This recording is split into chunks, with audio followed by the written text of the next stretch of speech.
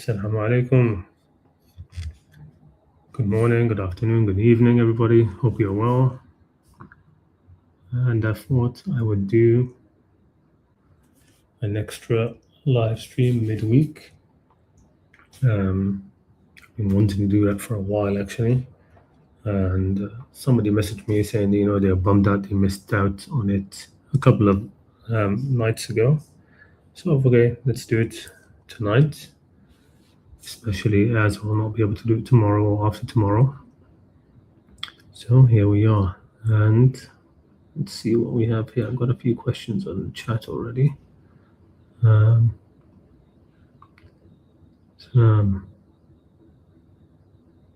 have to catch up on your last stream. Okay, Salam, I have to catch up with you last stream. My question is, what are the stages between when you die and Judgment Day? Some examples are the angels greet the dead right away. The dead are given abilities in which they are conscious from their Lord. But in Surah Yasin, the dead seem to have been unaware of anything happening in between the moment they died and when they are resurrected, when the horn blows. And these would be the unjust. What do you think? Yeah, I think that's essentially right. I mean, that verse in Surah Yasin is good evidence against, for example, the idea of punishment in the grave, these things. So I myself don't accept the idea of punishment in the grave. Because the whole point of Judgment Day is you're judged, right? I mean, what's the point of having a Judgment Day if you're going to be punished before Judgment Day? I mean, yes, there are, even in this world, what do we have? We have like people are put in prison to await trial, right? If they're still just suspected of a crime and stuff like that. When it comes to an actual punishment, okay, which is a punishment for your sins, that can only happen after Judgment Day. All right, it's not going to happen before then.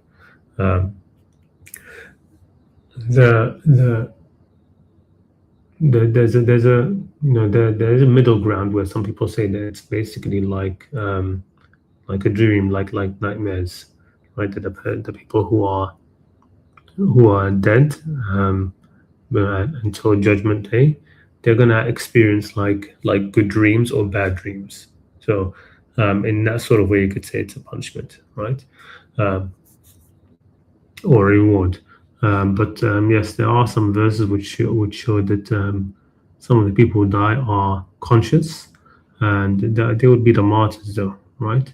So the verse which talks about that talks about do not think that those who are killed in the path of Allah that they are dead, rather they are alive, with their Lord receiving sustenance, right? And the idea about that, behind that, is that somebody who's given their life up for truth, for Allah's sake, is rewarded with spiritual life straight away.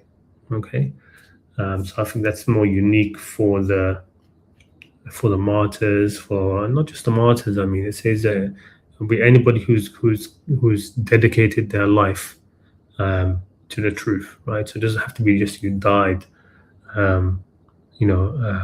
for the sake of God or for the sake of people, to save people's life. The shaheed, it could be that you've dedicated your life to that as well, right? So that's actually a high level of a shaheed than the person who dies in the path of Allah, which is a big thing itself. I mean, to actually lay your life down for God, for a higher cause, for some truth or for some justice or something like that, to do it voluntarily in that sort of situation, it takes a lot of guts. I mean, look what happened with that. I'm sure everybody's seen it now, right? That the Bondi Beach hero, right? Ahmed al-Ahmed, who sprang out and just, went out, towards a lone gunman, right? Not a lone gunman, but just a gunman, right? Armed gunman, who who's firing, killing people, and he just walks up behind him and tackles him out, right? And at any second, the person could have noticed him, could have heard him coming, and would have just turned around and shot him, right? But he did it anyway. And in that sort of situation, how many people would actually do that? So it's a huge, huge thing to be able to actually do that. But it takes like a moment. It takes a moment of true bravery, right? Where somebody who has dedicated their whole life to truth or to some ideal or to some witnessing for God's sake, that can be more difficult, right? Because it takes consistency and fighting almost against the mundane day-to-day things that try to work against you, and the big things which try to work against you. So that's, I mean, the idea of the shaheed, the shuhada in the Qur'an, is a much higher concept than just the martyr. It's talking about somebody who's been a witness for Allah, who's literally been a witness for Allah in this world, standing up for what is right and what is true and what is just all the time. So that's what I would say about that. But in terms of the stages between now and between when somebody dies and Judgment Day, I mean, I haven't looked into it, so I wouldn't know. I haven't like looked at it Qur'anically, right? If I was going to like try to lay it out now, just from our sort of like remember without having checked up on it, I would say, of course, yes, the trumpet will be sounded twice, right? One of the times sort of signals, the first time signals the end of the sort of like the physical reality, right? The physical reality gets, the trumpet is sounded, and the sun joins with the moon, the oceans boil. All of these things happen. These huge, huge changes in nature. Basically, the natural order breaks down. Okay, the natural laws break down, and it all just sort of, I don't know, collides against each other, etc. Right. So that's the first part. And of course, during that part, everybody who is alive, right, will die, right, in that time as well. And then the second blowing of the trumpet, and everybody's brought back to life, and the earth has been changed with a new earth, as one verse says, and in one verse it calls the plane on which everybody will be resurrected. It's called the Sahira, right? Everybody will be in this plane called the Sahira, which translates sort of to the waking, right? So like everybody's awake, and then people are going to be ushered, right?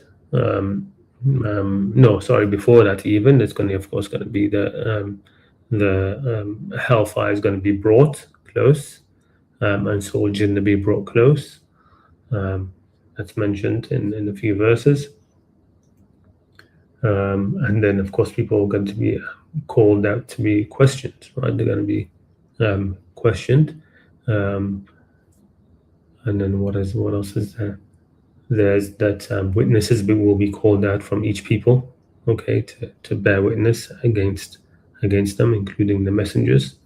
And then people will be questioned, and then they will be given their record in their right hand or in their left hand.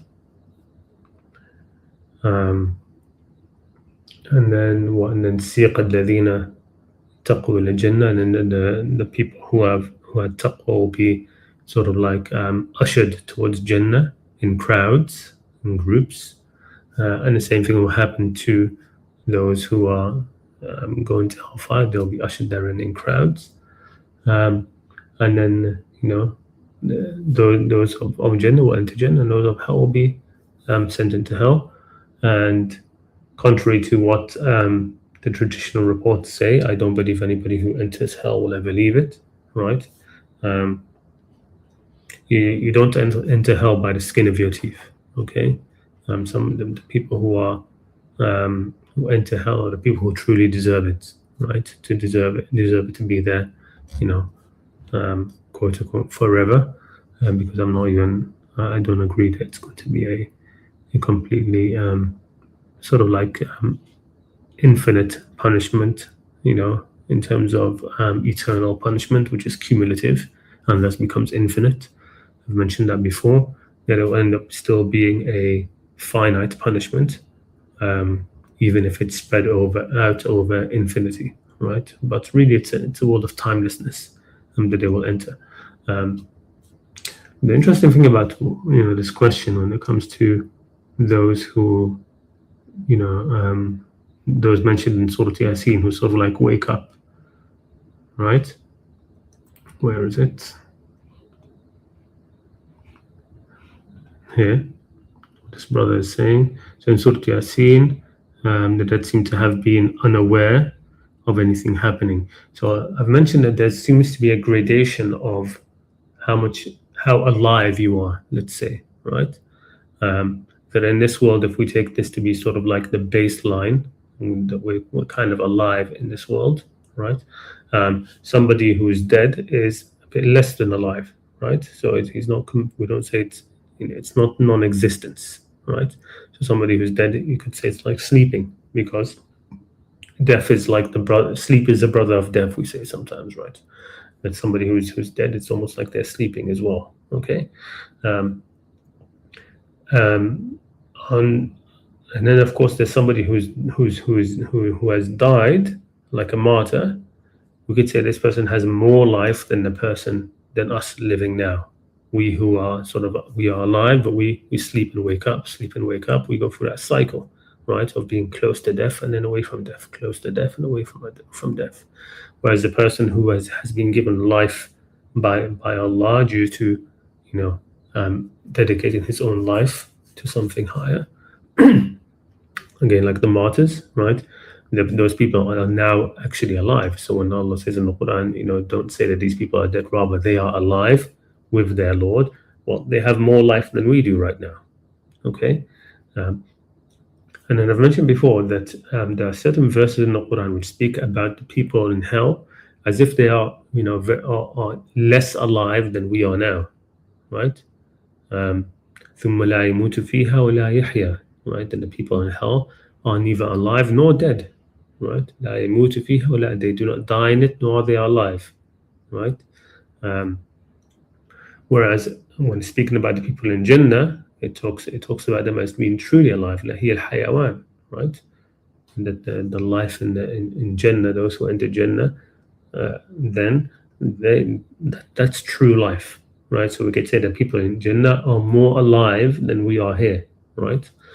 So I think there's also this kind of gradation of how alive you are. That those who are in hell are barely even alive, right? You could say they're barely conscious, but they're almost non-existent in a way. They've almost gone into an area where they're almost going into non-existence, right? And we have more existence, more life in this world than they do, right? And then the people in Jannah have more existence, more life than we do as well.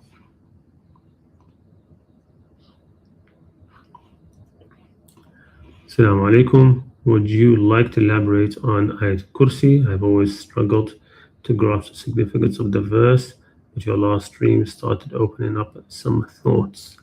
So Ayat Kursi, let's bring it up. Why not? Let me share the screen and bring it up.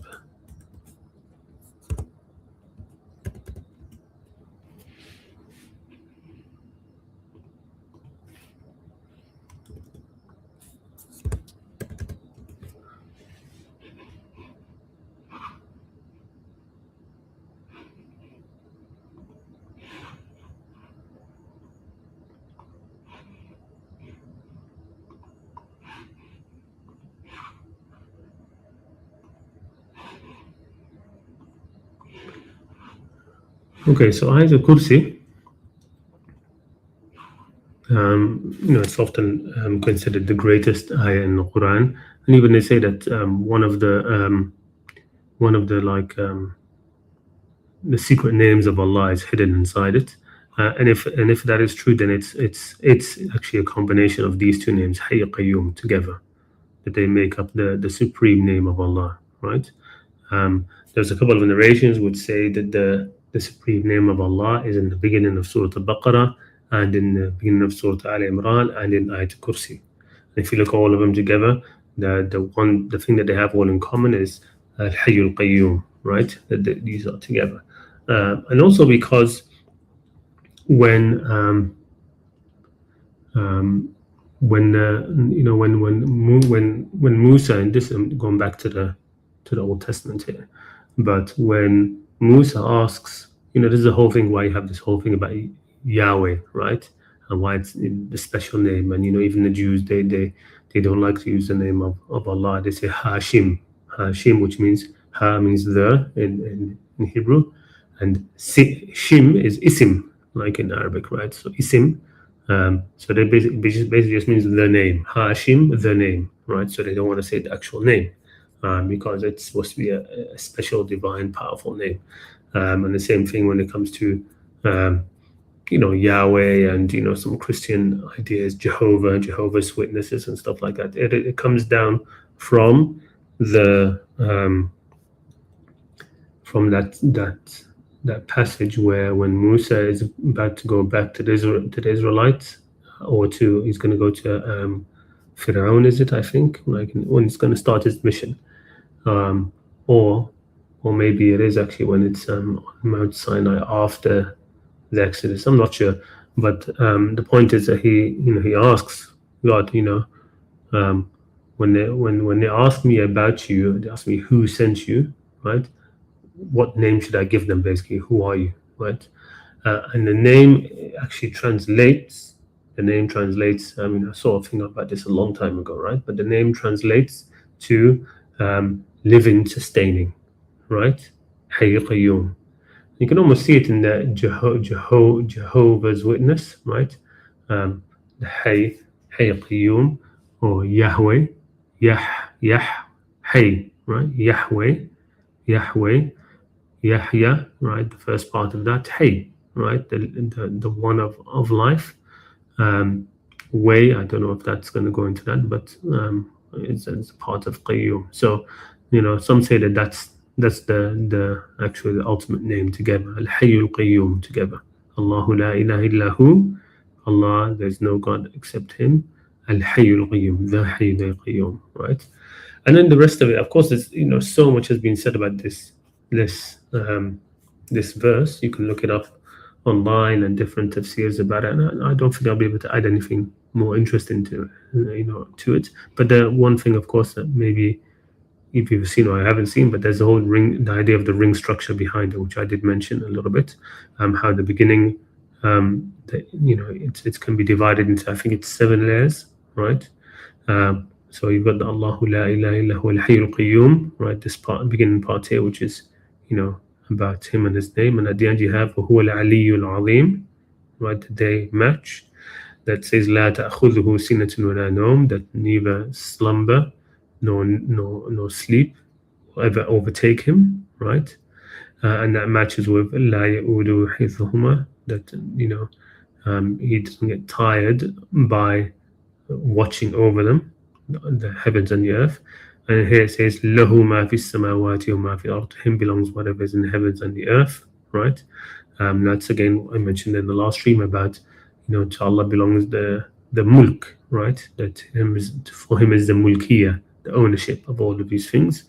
And I said that matches with the wasi'a kursiyuhu samawati wal-ard, that His jurisdiction, His kursi, His judgment, right, encompasses the heavens and the earth. So to Him is both the mulk from this, lahu ma fi samawati wa ma fi al-ard, and also the hukm, as is mentioned in other verses where it says lahu al-hukm, lahu al-mulk, lahu al-hukm. To Him is the ownership and the judgment. Okay, it says here man dhal ladhi yashfa'u indahu illa bi'idhnihi, who is it who can intercede in His presence except as He wills. Okay, and then it says here, this matches وَلَا يُحِيطُونَ بِشَيْءٍ مِنْ عِلْمِهِ إِلَّا بِمَا شَاءَ, right? And who can encompass something of his knowledge except by his will. So you've got the same sort of idea where nobody can do something without his will, and over here, who nobody can actually intercede without his permission, and of course, without good knowledge, you don't make a very good intercessor, right? To intercede on somebody's behalf, you should know everything about it, about people. So this is also kind of can be taken as evidence against anybody being able to um, intercede except by God's permission, because to be able to intercede, you need to have knowledge, right? So you can't intercede without His permission, and you shouldn't be able to intercede without knowledge, and you won't be able to encompass anything of knowledge of Him or of the heavens and the earth, because it's got that double meaning, except وَلَا يُحِيطُونَ بِشَيْءٍ مِنْ عِلْمِهِ إِلَّا بِمَا شَاءَ, except as God wills. Right, and then you have the middle part, which ties the beginning of the verse and the next part of the verse, where it says, and He knows what is in front and behind. يَعْلَمُ مَا بَيْنَ أَيْدِيهِمْ وَمَا خَلْفَهُم. Right, so this is like the central part of the pivotal part of the verse, which talks about what's before and what's after. So it's around this that you have this mirror image of the rest of the verse, the beginning and the end, and they're mirroring each other. About this verse, which talks about the beginning and the end, what's before it and what's after it. So I've always found that very interesting. But apart from that, apart from those three things, I don't think there's much more that I could provide, which you won't be able to provide which you won't be able to find in other places.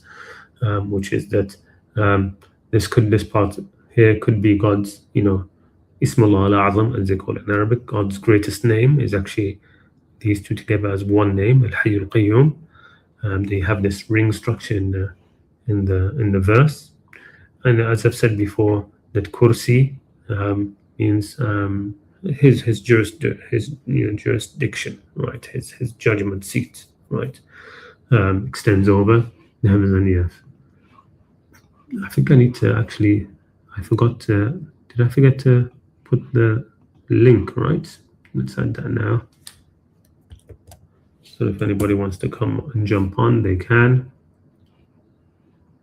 Okay, so here's the link for anybody who wants to jump on. Please feel free to do so.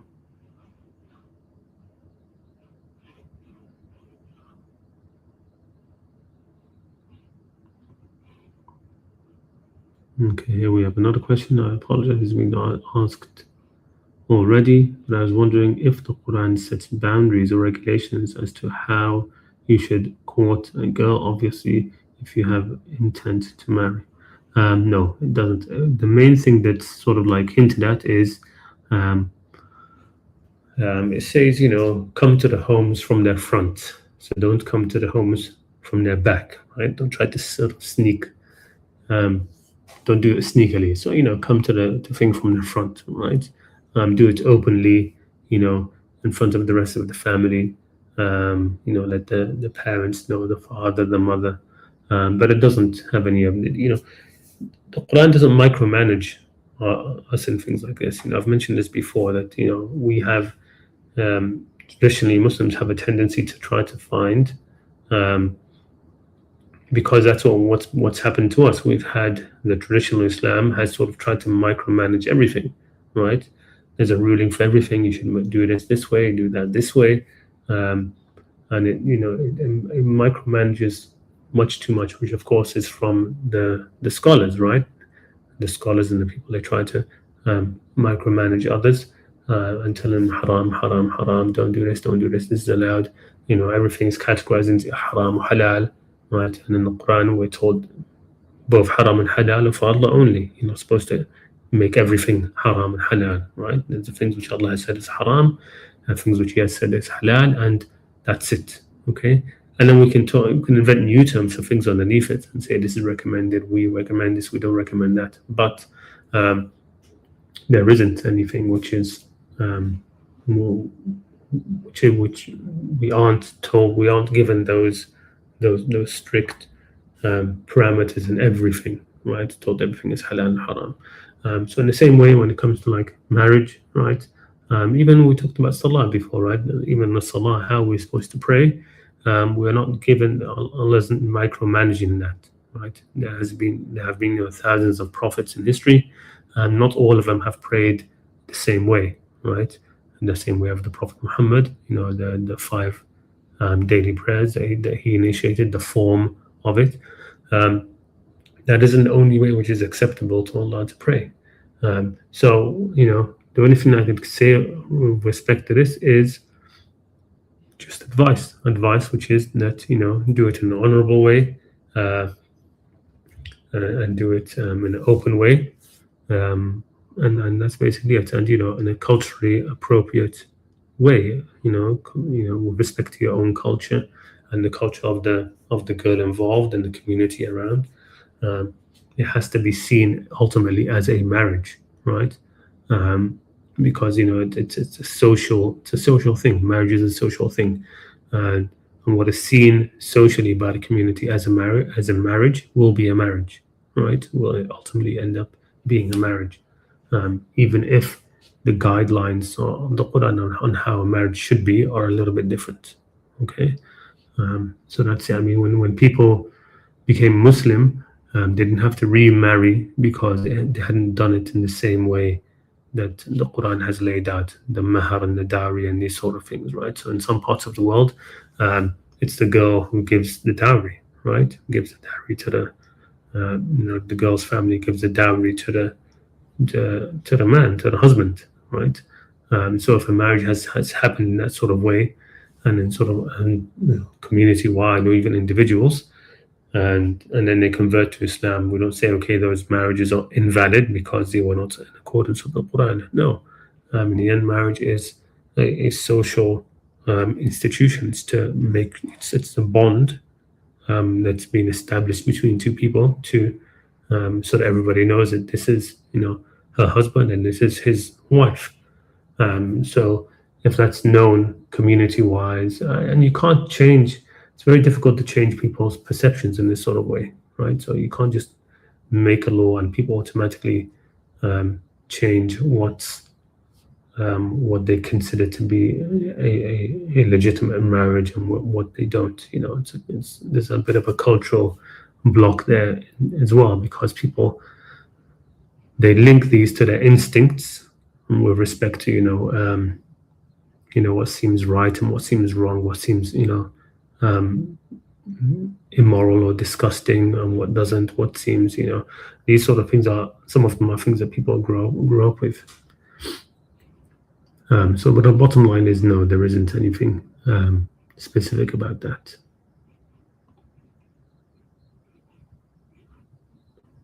Assalamu alaikum, Siriyab Jamal. Good to see him. If everybody doesn't know, of course, most of you should know.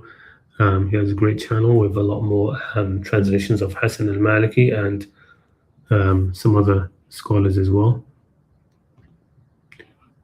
The link, of course, isn't a thing. Can we ask if Allah is a physical being?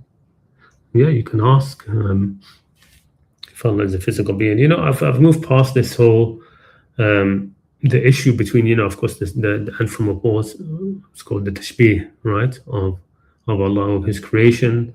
And the whole, Salafi thing about Salafi versus, the Ash'aris or the Sufis, and they debate about Allah has a face or hand and these sort of things.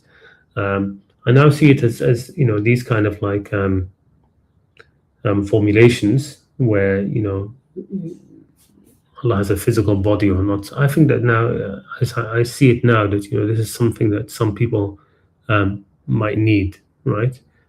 People have different, cognitive abilities to be able to think abstractly or not. People have different IQs, right? People have different, abilities to capture things in their mind, right? There are some people who, when you describe something, right, in their mind, they automatically make a picture, and you can't stop that. They're visual.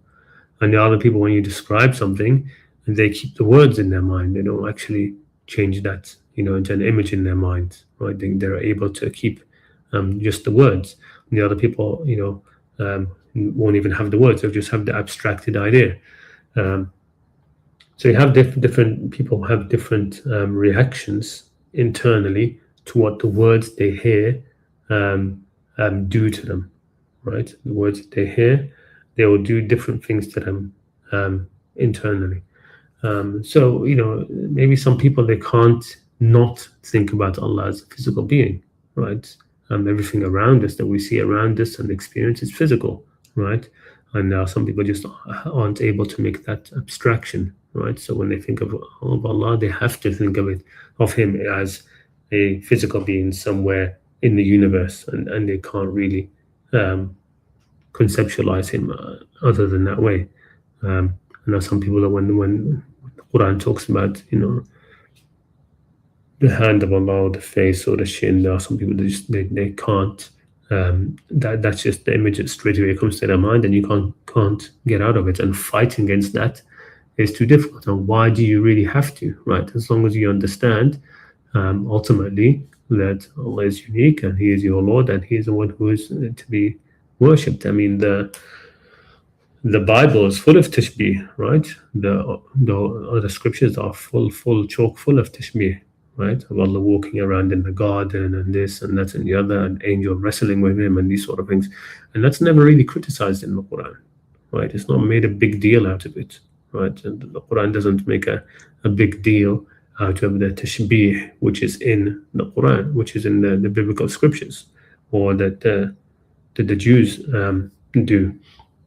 In fact, when they speak about Him in this tashbih sort of way, the Quran just meets them where they are to discuss what really matters, right? So when the verse where the Jews are quoted as saying "Yadullahi maghlula," right? The hands of Allah are tied together, as in He's stingy, right?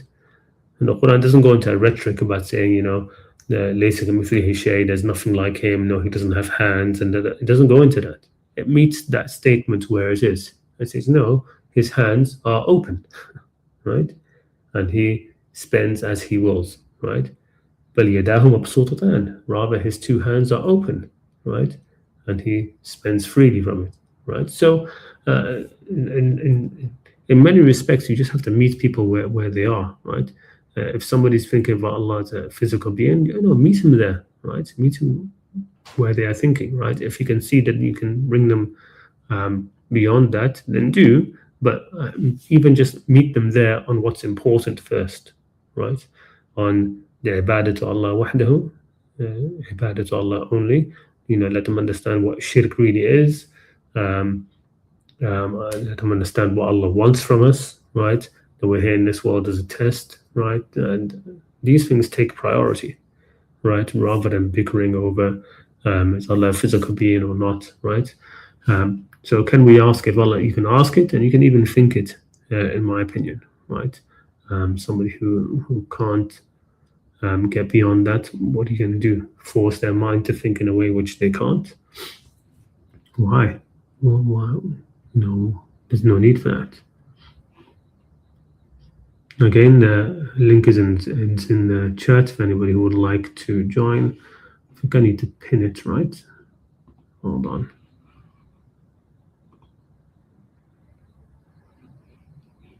Not sure if I can do it now. I usually pin it before I even start. There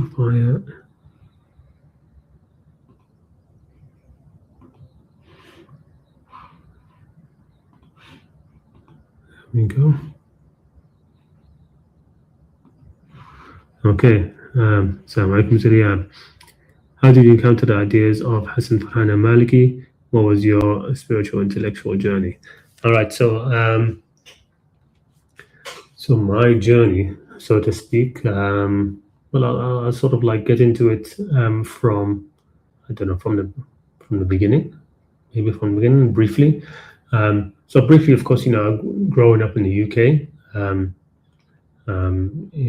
everybody has this time in their life when they start to pursue more things in religion, try to understand things. For me, that happened pretty early, right? When I was still in secondary school. I used to be the guy who would open up the prayer room, right? And we wouldn't have a prayer room. We would use like the drama room, right? And we'd get like some these long sheets, prayer sheets, right? And I'd get them from the storeroom, open it up during the lunch break, so that all the Muslims in the school who wanted to could come and pray. So that I would be that guy, right? Um, and so I got involved in trying to understand religion very early. I first started by reading through the Quran. Of course, I was using translations as well at the time. Like I wanted it. I didn't have any tafsirs, right? At the time, we didn't have the luxury of the internet as much. So the only thing I had access to was Abdullah Yusuf Ali, which was like it was almost like a tafsir. It's very big, and the commentary, right? So I actually read through the whole of that, right, including all the footnotes, which are a lot. If anybody's seen the original Abdullah Yusuf Ali translation, it has a huge amount. It has poetry in there. He put a lot in there, right? So I read through all of that. I used to also attend some like knowledge gatherings and circles like that in Regent's Park Mosque. So they would teach some fiqh, and of course at that time everything was Salafi, right? It was all like at that time there was all Salafi and Hizb al-Tahrir, and these were the people like who were creating trouble basically, right, in the mosques. You'd have these huge circles of al-Muhajirun as well. You had that group, you had the Hizb al-Tahrir, right? Who and then a lot of people got sucked into the Hizb al-Tahrir guys, their idealism of the caliphate and the khilafah. Let's bring back the khilafah, and the problem is we don't have a khilafah, blah blah blah, all that, right? So I even went to a few of their events and stuff like that, but nothing really captivated me that much, right? And I became, slowly and surely, as you see more and more of the bickering around you, I became disillusioned with a lot of the Islamic knowledge that was out there. And I thought to myself, what, this is, people don't know what a lot of people just don't know what they're talking about, and I've always had like a sort of like more patient, slow-going nature of these sort of things. And I ended up saying, okay, what, I'm not even going to bother trying to wade through that too much. I'll do it at my own time. Let me focus on the sort of spirituality more.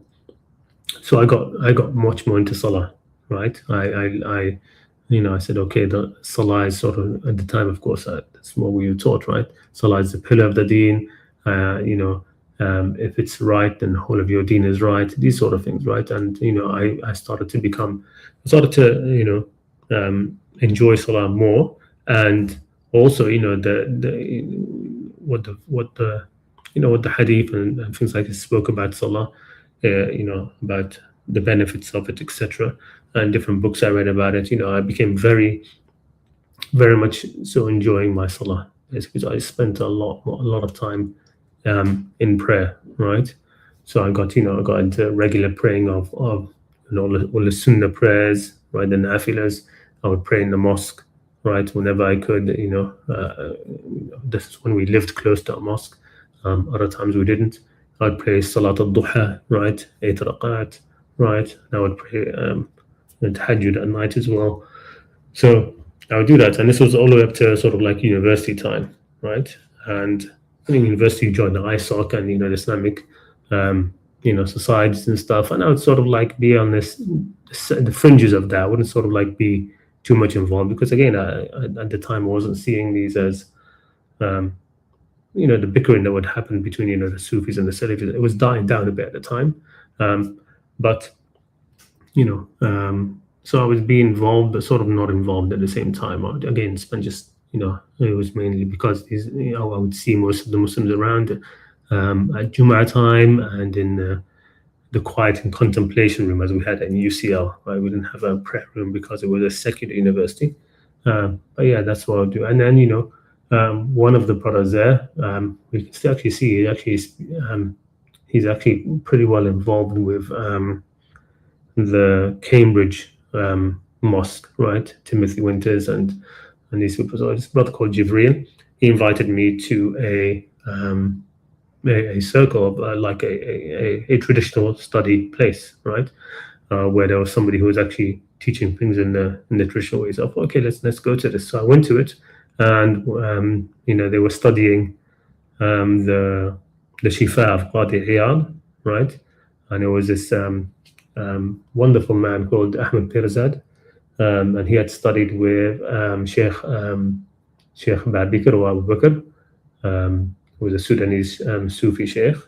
But I didn't know him at the time. I just knew Ahmed Pirzad. So I started going to that regularly because it was the first time I was actually seeing um, um, studious studying of a text, right? From somebody who had learned it from somebody who had learned it from, with a chain of transmission and all that lark, as I see it now, so to speak. But he was a very good teacher. And so we learned that. And then after that, we started the Ihya Ulumuddin of Al-Ghazali, right? So I studied the whole of that with him. And before we'd even started that, I'd heard about the gathering that they would do in Cricklewood, right? That Sheikh Babikr would do in Cricklewood, a sort of Sufi gathering there. So I went to that for the first time, and I was completely drawn into it. Right, I absolutely loved it. The gathering of dhikr and the Dalal Khairat, and it was a Sammaniya Tariqa, which is from Sudan. But it was mostly geared towards the Dalal Khairat, the salawat on the Prophet, right? And it was just a beautiful gathering, people coming together just for worship. And so I was involved in that for a very long time, right? And then sort of like they became an offshoot from that. Okay, so one of the other sort of elders who was there would have his own gathering in his own home. So he invited me to that, and it was sort of like a more select group from the main group. So I started attending that. Long story short, that sort of descends into a kind of a cult, right? And me and some of the closest people to me at the time, we left it, right? And it got very messy, basically. You can try and tell when something descends into a cult, which it wasn't at the start, but it descended into a cult, right? And it becomes sort of like more controlling and more difficult to leave, and you get like threats and pressure and things like this. Ultimately, we just sort of like break all contact, me and a few friends, because we saw it was going really badly. By then I'd finished university, and I was working a bit, and then I ended up working my first sort of like full-time proper job in Saudi. And it's while I was in Saudi, they had, of course, their channels, which are Qanat al-Wisal and these sort of channels, which are hyper Salafi. But while I was there, I heard about at that time Adnan Ibrahim was very high, right? He was becoming much more well known. He was in Vienna. He was a much free speaker, and also because of the Arab Spring, and he used to speak about politics. So that also propelled him a bit, right? He would speak about these issues, right? And he gave that famous khutbah of two actually, about Bukhari, one about Bukhari, Mushkilti ma al-Bukhari, my problem with Bukhari, and another one about some of the issues in history, especially about Muawiyah, right, and the issues that had come up with that, right. And so he got a lot of backlash, especially because of the Muawiyah thing, and so he did a whole series about the Sahaba, basically the concept of the Sahaba, Suhbah and the Sahaba, and about the Silsilat Mathali Muawiyah, I think it was called, right? About Muawiyah history, get into history and stuff like that. And from there is basically where I heard about Hassan al-Maliki, which a lot of people actually heard about Hassan al-Maliki through Adnan Ibrahim, because he mentioned when he was doing his series about the Sahaba and what does actually entail the Suhbah and Sahaba, the concept of Sahabi and how that developed and what it means, and how the Sahaba are not all completely Udul, etc. He mentioned in that he's basically got most of his theses, most of it from Hassan Farhan al-Maliki, right? And so I said, okay, who is this? And so I looked him up, and at that time also is when he did the famous sort of like debate in Qanat al-Wisal, right? Where he got thrown out in the middle of the debate because they saw how badly it was going for them. So that's when, so I paid more attention to him then, and I listened to a few of his stuff, and I read his books. I followed him on Twitter. Eventually, I got in contact with him, and I visited him in his house. I was put in, I got into the sort of a private WhatsApp group with him, where we would discuss different things, and he would share his thoughts. And that's basically that's a long story short of my journey, so to speak. So, okay, we have somebody backstage, so I'm going to quickly answer this, and then I'll get back. I'll get Muhammad in there. Assalamu alaikum. Do you believe in Mecca versus Medina versus chapters? Should we now stick to the Mecca ones as they are more general and doesn't require a cohesive community state? That's an interesting question. No, so I think the whole of the Quran is of course to be used, right, in the Mecca and Medina. But having said that, I mean, that there's the whole idea of that the Medina verses abrogate the Meccan, right? That's, of course, we reject that, the whole idea. If anything was going to be the sort of like the eternal message, it would be the Mecca part. So if you think about it this way, in that the Medina part only happened, right, because the Meccan parts were rejected, right? So if you want to think about, when you say best foot forward or first impressions or things like this, the initial message that you give out, that's going to be your most important part, right? That's going to be the most important part. So if you imagine that the people of Mecca had accepted the Prophet, right? Would Islam be different as it is now? Ultimately not, because the sort of the Medina verses would end up being revealed in Mecca, sort of like to all of the inheritance laws or the marriage or all of these sort of things, they would end up being there, and it'd also end up being a dialogue with maybe the Jews in Medina, or with the Christians in other areas, because in the end that's what you have in a lot of Medina surahs as well. From Surah Al-Baqarah, you have a lot of dialogue with the Jews, but the idea is that the initial message, which is mostly in Mecca, that is the core of Islam, right? That's the core of if you look at just the earlier surahs, the first few surahs, that's what's being pushed, right? So that's the most important part. Those are the most important parts. Whereas the Medina parts are sort of like they get into more of the statecraft and these sort of things. So in a way, you could say, yes, that's right, because we don't have a Muslim state or anything like that, right? So you could just stick with the Meccan surahs, but of course it's not exactly delineated like that. There are many surahs which are Medina, but they seem to have that same themes and things as in Mecca, right? Like Surah Al-Insan is a very good example. That's a whole Medina surah, but it sort of reads like a Mecca surah.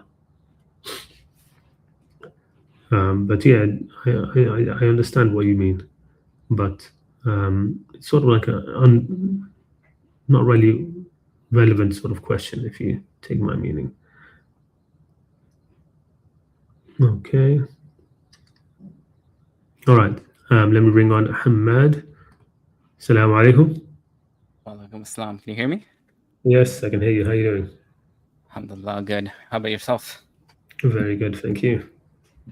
So, first of all, I just want to say, thank you for all the content that you make. I've been a big fan for a long time, and it's actually benefited me a lot. So, just want to say thank you, first of all.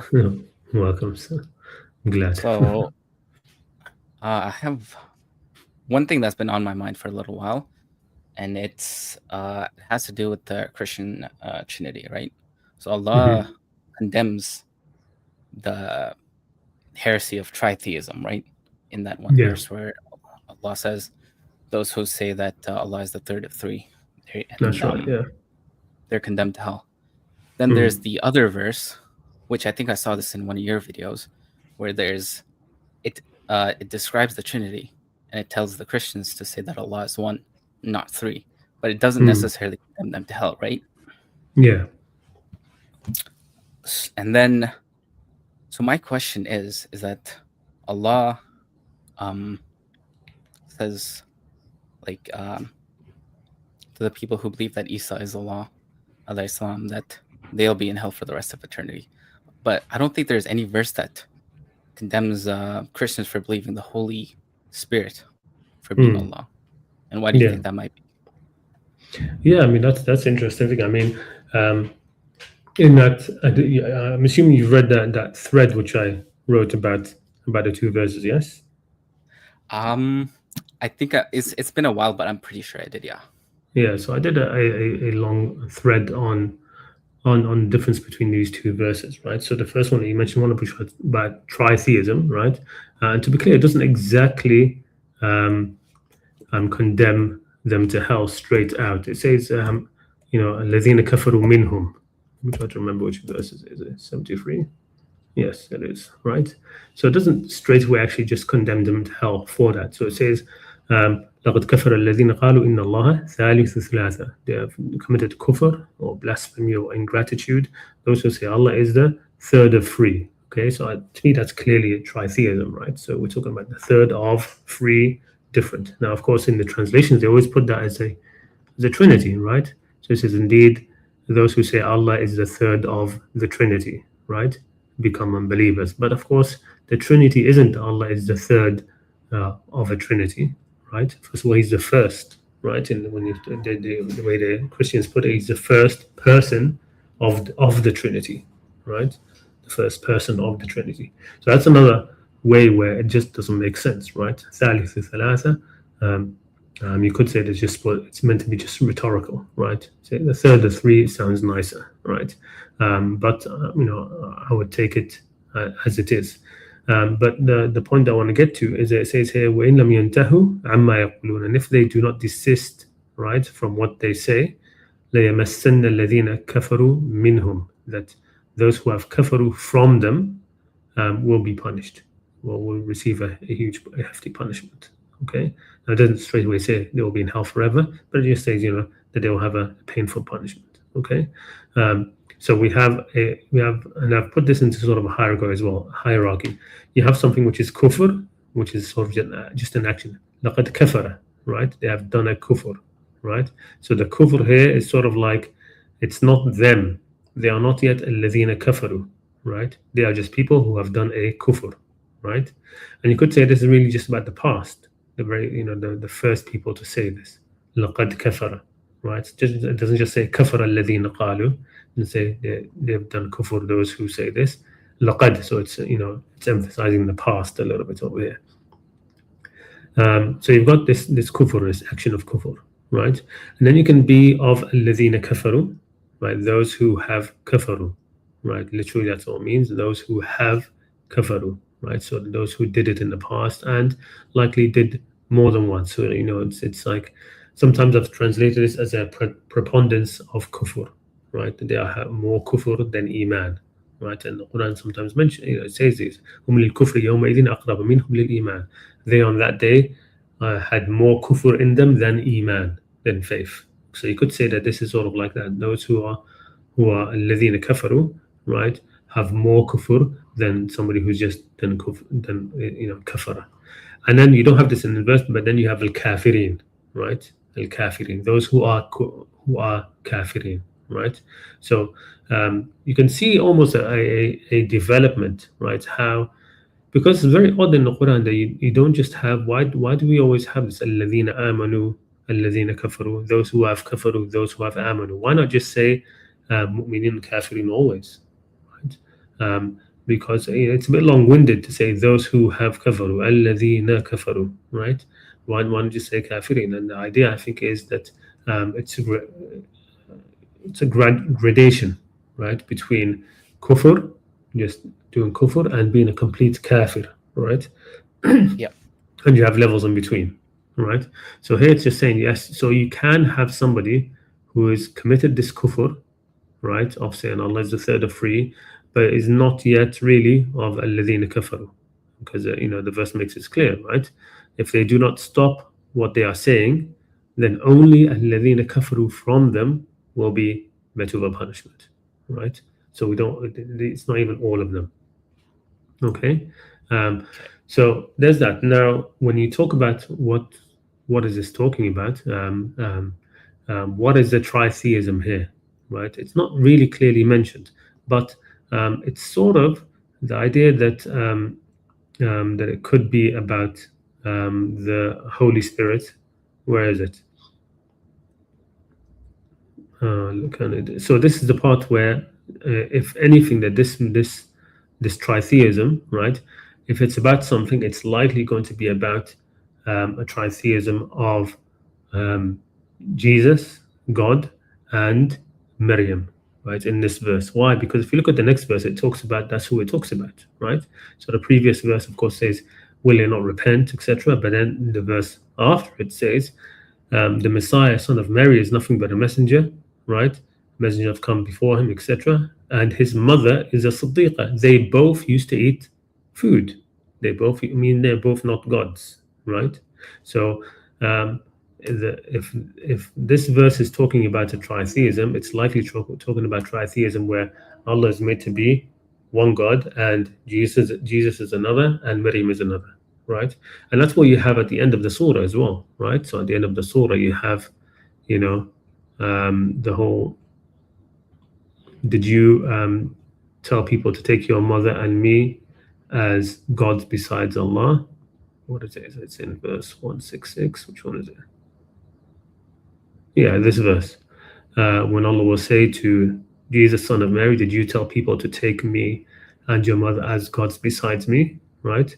And you say, glory to you. I did not say such a thing. Right? So if there is a tritheism, right, it's about this. It seems to be, right. That I makes mean, it is sense. And I about was going to say as well, I'm pretty sure there was a Christian sect at one point that had, instead of the Holy Spirit, they had the Father, the Son, and the Mother. So really okay. Yeah. yeah, I'm Okay. pretty sure That there is. that, Yeah, make, that, that that makes makes perfect sense. sense, right? Yeah. So with respect to the other one, it is actually mentioned in the verse which is about the Trinity in the context. And so let me just bring that up. I forget which verse it is. لا تقولوا ثلاثة. تقولوا not in Surah Al-Nisa. Which number is it again? Yeah, 171. Okay, so if we go to that, for 171. So this is the verse which actually criticizes the Trinity, right? And again, it's the tone is very different from the other verse, right? It's much more sort of compassionate. There's no threats in it, right? It's just saying, so it starts off, Ya Ahlul Kitab, la taghlu fi dinikum, don't, exaggerate in your religion. So it's calling it an exaggeration, right? And don't say about Allah Himself, right, except the truth. Truly, the Isa, the son of Mary, is nothing but a messenger. So straight away it talks about Isa, right? That's the issue, yeah? That he is, a spirit from Allah, etc. So believe in Allah and His messengers. وَلَا تَقُولُوا ثَلَاثًا, and don't say free. إِنْتَهُ خَيْرٌ لَكُمْ. Desist, it is better for you, right? That's it. Desist, it's better for you. It doesn't say if you do not desist, you will have a painful punishment, etc. Right? So just desist, it's better for you, right? And then it says, إِنَّمَا اللَّهُ إِلَهٌ وَاحِدٌ. And the way that this is phrased really makes it clear, I think, that it is about a misconception about Allah Himself, not like the previous verse, right? إِنَّمَا اللَّهُ إِلَهٌ. Truly Allah Himself, إِنَّمَا Allah is only a one God. Ilahun wahid is a God who is one, right, in Himself, right? Whereas in the other verse it says, وَمَا مِنْ إِلَهٍ إِلَّا اللَّهِ, and there is no God except God, right? It's very different phrasing, very different phrasing. This one is talking about Allah Himself, whereas the other verse, the tritheism verse, is denying that there are other gods except Allah, right? If that makes sense. And it says, Subhanahu yakunu lahu walad, glory to be that He should have a son. So this is mostly about the sonship, right? Part of the Trinity. When it talks about it's talking about Jesus, and it's saying that He doesn't have a son. Glory to Him that He should have a son, right? When to Him belongs everything that's in the heavens and the earth, etc. But then if you look at the next verse, what does it say? It says, لن يستنكف al-Masih, right? The Messiah is not arrogant to be a abadan lillah, to be a servant to Allah, nor the close angels. Nor what? The close angels. So both, right?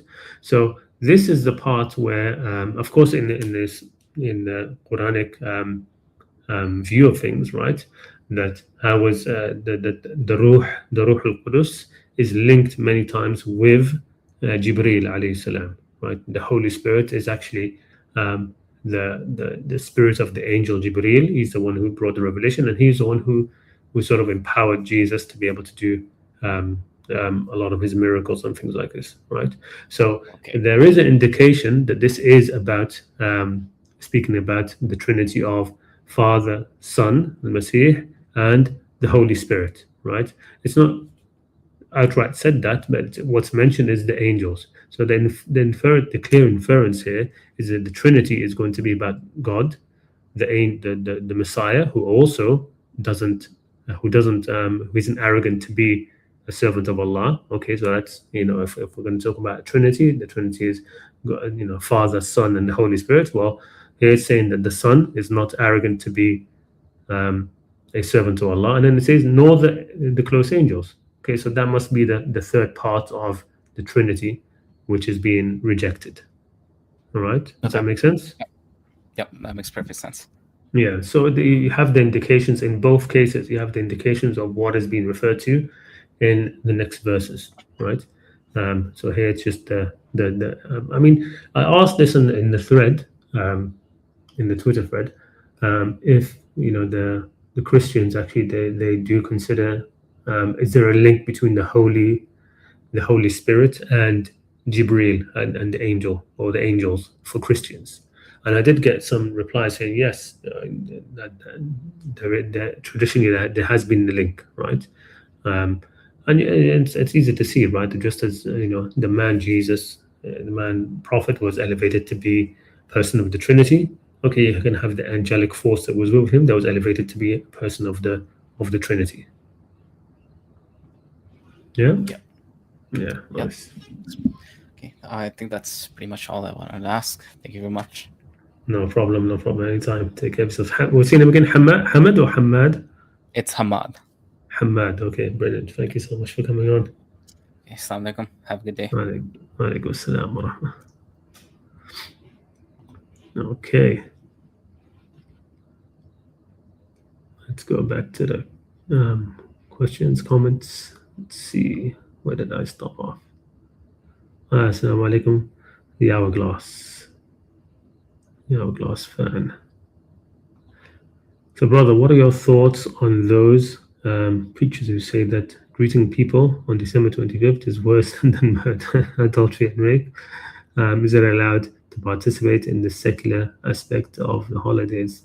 Yes, it's completely fine, right? And you should greet them on those days, and tell them Merry Christmas. Wish them happiness on these days, right? There's absolutely nothing wrong with it. In terms of what you should or shouldn't do, I mean, the only thing which the Quran mentions about that is that if you are greeted with a greeting, then you have to reply with a light greeting or something better, right? Somebody tells you Merry Christmas, reply something similar or better, right? If somebody tells you Merry Christmas and you say Happy Holidays, right? That's not better for them if you're sort of like, if this person is a practicing Christian and this is their holiday and they see this as culturally important, and even if now just because of the whole situation of immigrants and the feeling towards them, and now they have this whole idea of bring back Christ in Christmas, which is a good thing. We would like that, right? I would never reply to somebody who says Merry Christmas with Happy Holidays. No, that's reducing. That's a less better greeting, right? They tell you Merry Christmas, reply with Merry Christmas, okay? Or even better, Merry Christmas and a Happy New Year, right? Right. The Quran says reply with something equal or better, right? So yes, definitely reply to that. And there's again, you see the thing about it, you find it in a lot of parts of this world, in Dubai and other places. There's a lot more celebration with Christmas than there is with the Muslim holidays. Why? Because they've demonized celebrating in the Muslim holidays anyway, right? It's been demonized, right? When Muslims want to do these expressions of joy and sort of like the what you'd call here the secular aspects of the holidays, make it into something which is worldly as well as religious in terms of times of farah, right, of being happy. They stopped it, right? They say no, this is bid'ah. Don't do this. Don't do this. Do that. So they stopped all. They took out all of the joy. They are preventing the joy from developing in the Muslim holidays, in the Eids, right?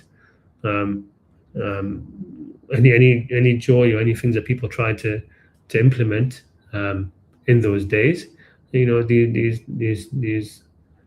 traditional scholars pop up and want to have a say and tell us if it's haram or halal. Just shut up, man. Just do your khutbah on those days and then leave the rest of the people alone, please. Right? So they pop up and ruin the festivities of those days. So what do Muslims do? Okay, fine. Muslims don't want. Many Muslims sometimes see that rather than doing a bid'ah, which is the worst of the worst things, which every bid'ah is dalal and every dalal is in hellfire. Okay, fine. I'm just not even gonna try to tackle that and bring joy into Eid, and I'm not gonna bother with that. I'm gonna partake in the joy of Christmas, right, and the New Year. So they do that instead, which is I can see the reasoning behind that, right? Why get involved in the religious squabbles of Muslims when you can just enjoy the Christmas time in a sort of secular way with others, right? So it's an issue. It's a bit of a quagmire, but in terms of just whether you're allowed to, yes, you are allowed. And some Muslims have done it in the best sort of way, where they've actually tried themselves. I mean, Muslims have been trying to do it themselves by to bring Christ back into Christmas, even before this wave of the far right and Christian nationalists, white nationalists, they say bring Christ back into Christmas. Muslims have been trying to do that, right? So there are many Muslim groups and people who, when Christmas comes, they take that as an opportunity to remind people about Christ. We the Muslims try to do that, right? So that'll be even the best way, because the Quran does mention that Isa was a sign from Allah to all of mankind, right? And the Quran says, "Qul bifadlillah birahmati fabidhalika falyafrahu." In the grace and the mercy of Allah, in that let them rejoice, let them show farah, show happiness, right? It's better than the things which they acquire, right? So if you think about Christmas as a time to acquire things, right? Things are being acquired, right? The secular sort of like aspect of it, which is big business and stuff, and people buying presents and acquiring things and getting it. Okay, but even better than that would be to show joy in Isa alayhi salam. Why not?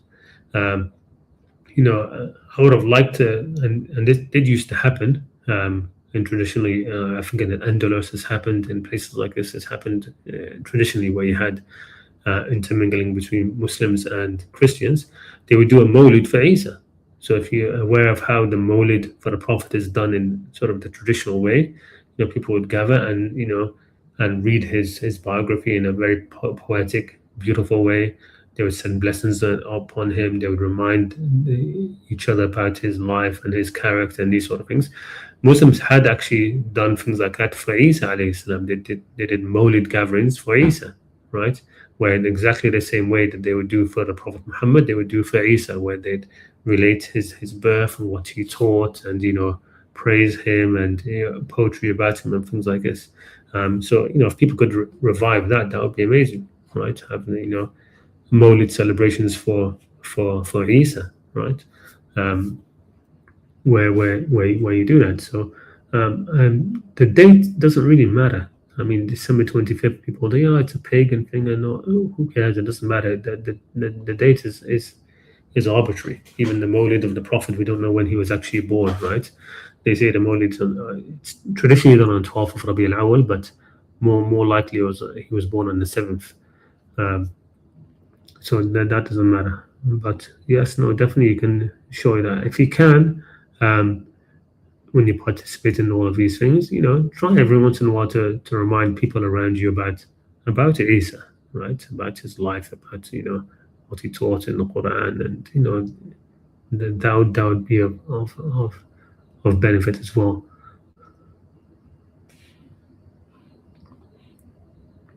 Okay, hope that answered it. Love that. I know the video where Adnan Ibrahim mentioned Hassan Malik, but had no idea it was a platform which introduced him to a wide audience. Yeah, a lot of people got introduced to Hassan Maliki from then, right? He a much wider audience because of him and his defense of him as well, because he defended him, against a lot. Because a lot of the problem is that when you're going to approach when you want to learn about somebody for the first time and you hear all of the nonsense that that's been heaped about them, right? So at the time, of course, he was constantly called a Zaydi or a Shi'i or this or no, and he was a Sunni from the Hanbali madhab originally, right?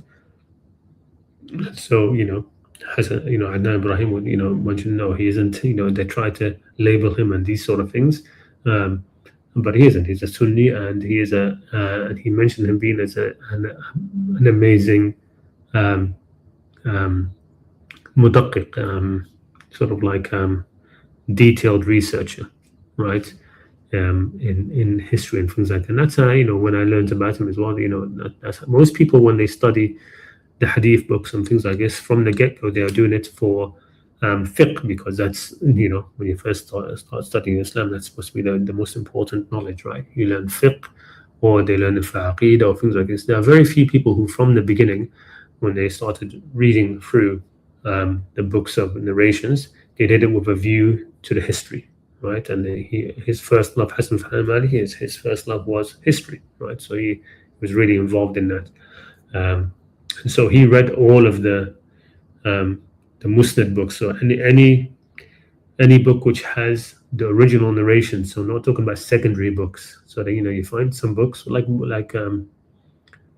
have some books, later books, which are taking narrations from earlier books, right, and just continuing it down. No, so every book which has the original isnads in it, Hassan Malik has read through all of them, most of them twice, right? So he read through the whole of Bukhari a few times, the whole of Muslim Ahmed a few times, all of these, right?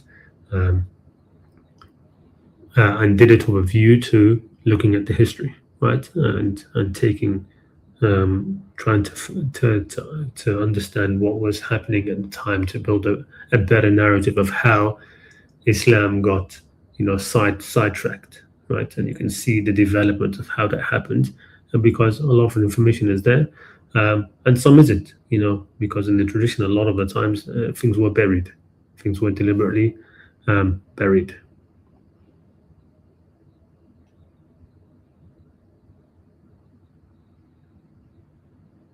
So anyone who says who's saying about God, they're saying what is this referring to? Is it about? I guess it must be about the whole this, right? Replying to this.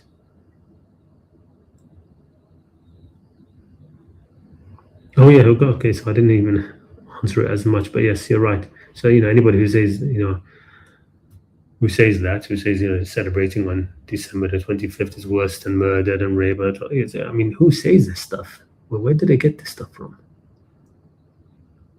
Sometimes I think I'm a bit too out of touch with what people are saying, because it's crazy, right? Hello Khalid, long time no see. It's me, Tahseen. I've been in your stream before. Okay, brilliant. My guy. Assalamu alaikum. Sasuke kun.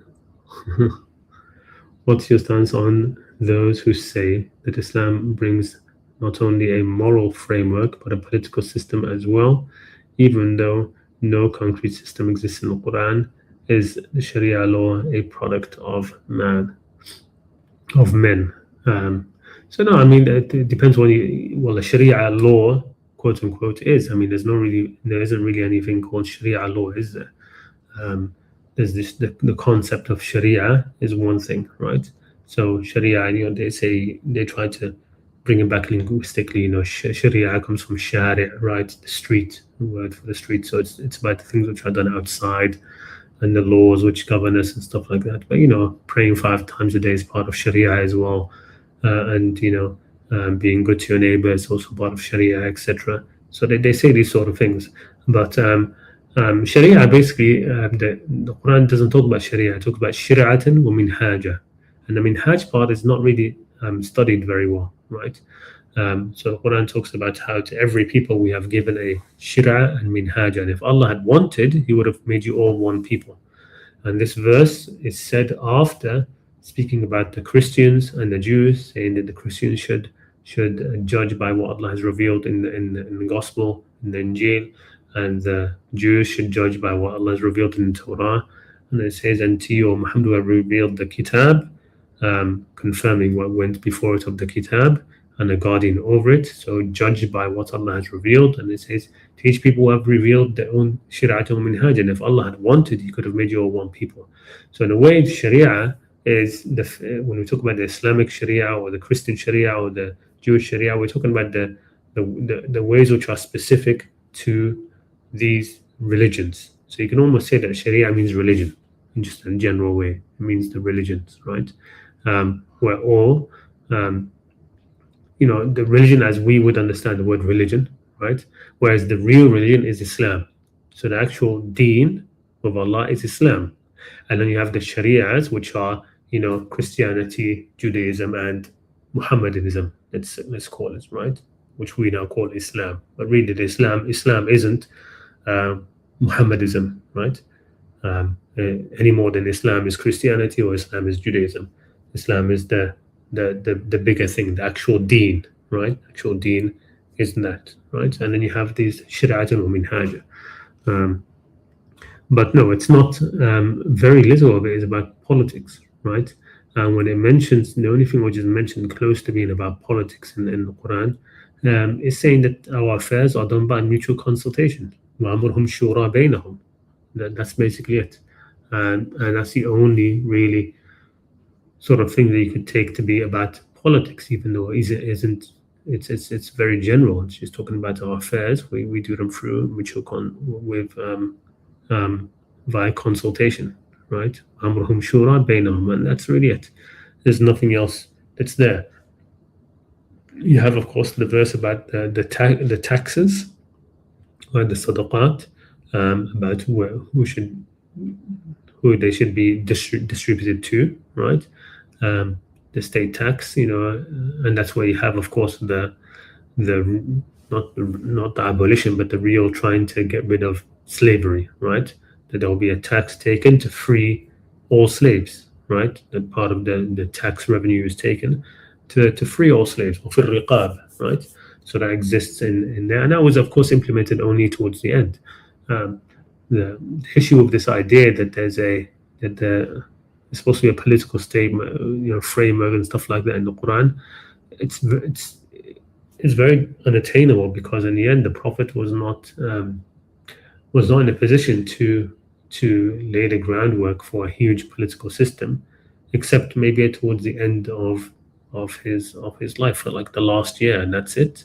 So all we have to go on is that last year, sort of, where the state had become big enough to even implement the tax, because of course that state tax, sadaqat, it only came in in Surah At-Tawbah, which is the penultimate surah, the surah before the end, before the final surah.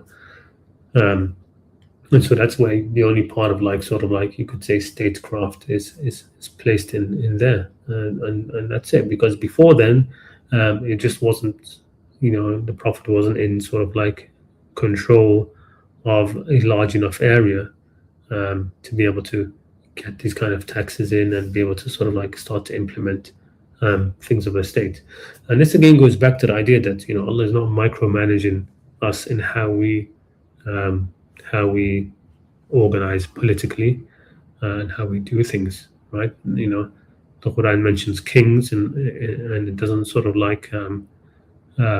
blast it or or say there should be no kings. Rather the opposite.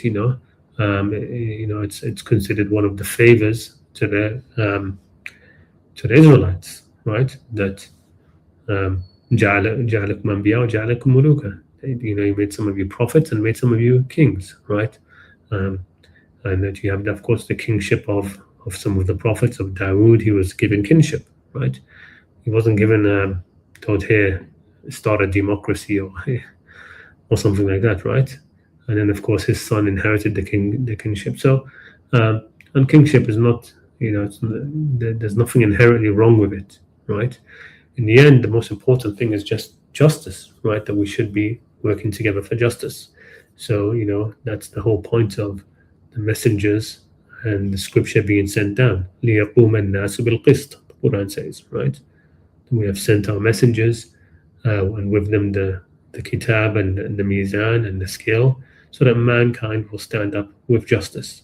So that the key thing is to have justice. So whether it's kingship or theocracy or this, or it doesn't matter. What the key thing is that we stand up for justice, and of course that means there should be some accountability. So even if you have a kingship or this, there should be, because in the end, it's all done by trust, right? A king is accepted as a king by others upon trust, upon the word that they will fulfill their duties as kings, right? And if they are starting to commit injustices, why are you held to their word? We're not bound to tyrants, no matter what. So that's what I would say there. And follow-up question. Was this one the previous?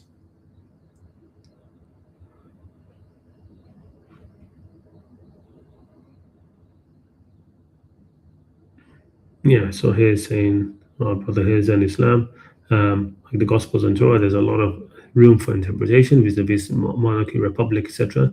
But whoever rules according to other than what Allah has revealed is a mushrik.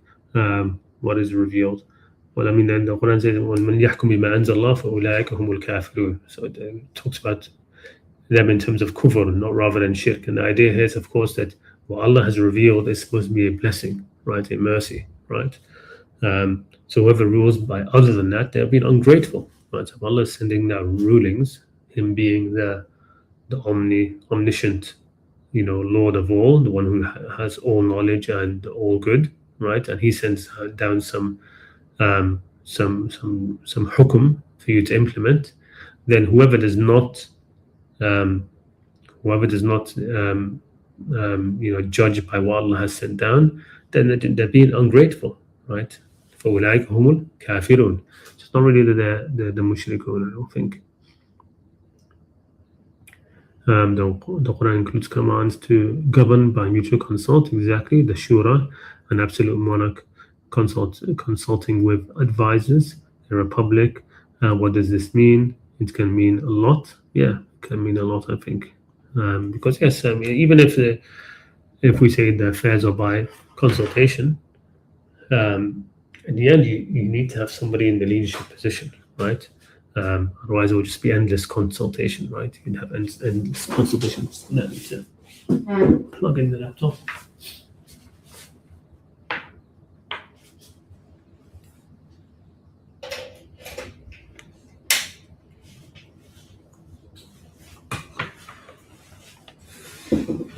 And the thing about it, I also think that the humanity, there's still there's an upward progression for humanity, right? That we are getting, that we are progressing.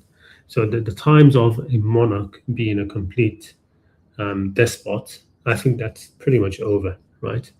I would much more prefer in the UK if we had King Charles as actual complete dictator and monarch than what we have now, right? I would much rather that, right? When you have sort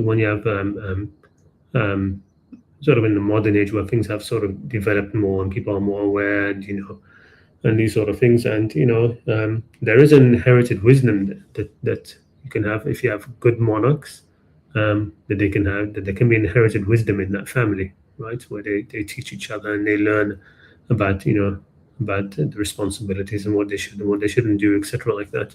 And of course, you can have the opposite, where you have, like in the Middle East, many places you have complete despots of monarchs. But a lot of that also is a bit kind of private, right? Because they're pretty good to their own people, right? So the monarchs in the Middle East, they are actually they are good to their own people, right? They sort of like they have this sort of like alliance where they give them they make things easy for the people, right? For their own nationals, uh, and then they can get away with a lot of other stuff, right? But I'd rather have King Charles complete king in the UK than Keir Starmer, and what, another Tony Blair soon, another. It's a revolving door of these politicians who are in bed with, you know, um, of corporations and this or the other, and they're influenced by foreign entities, Zionists and etc. If you have a royal family, they are much more independent, right? Um, so no, things like that. Let me see how many more. All right, okay. So there's Quranic Sharia that is fairly clear, and there's Sharia filtered by whatever hadith corpus you use. Then usul rules and deal with epistemic difficulty of recognizing them. Yeah, okay. It's like there is an Ethereum protocol, but there are Go, I don't know what it is, C++, Rust implementations. The implementations have to conform to a core rule set, but they are human elaborations. Okay. Zidab says, arguably, that happy holidays is a US thing from the Jewish experience.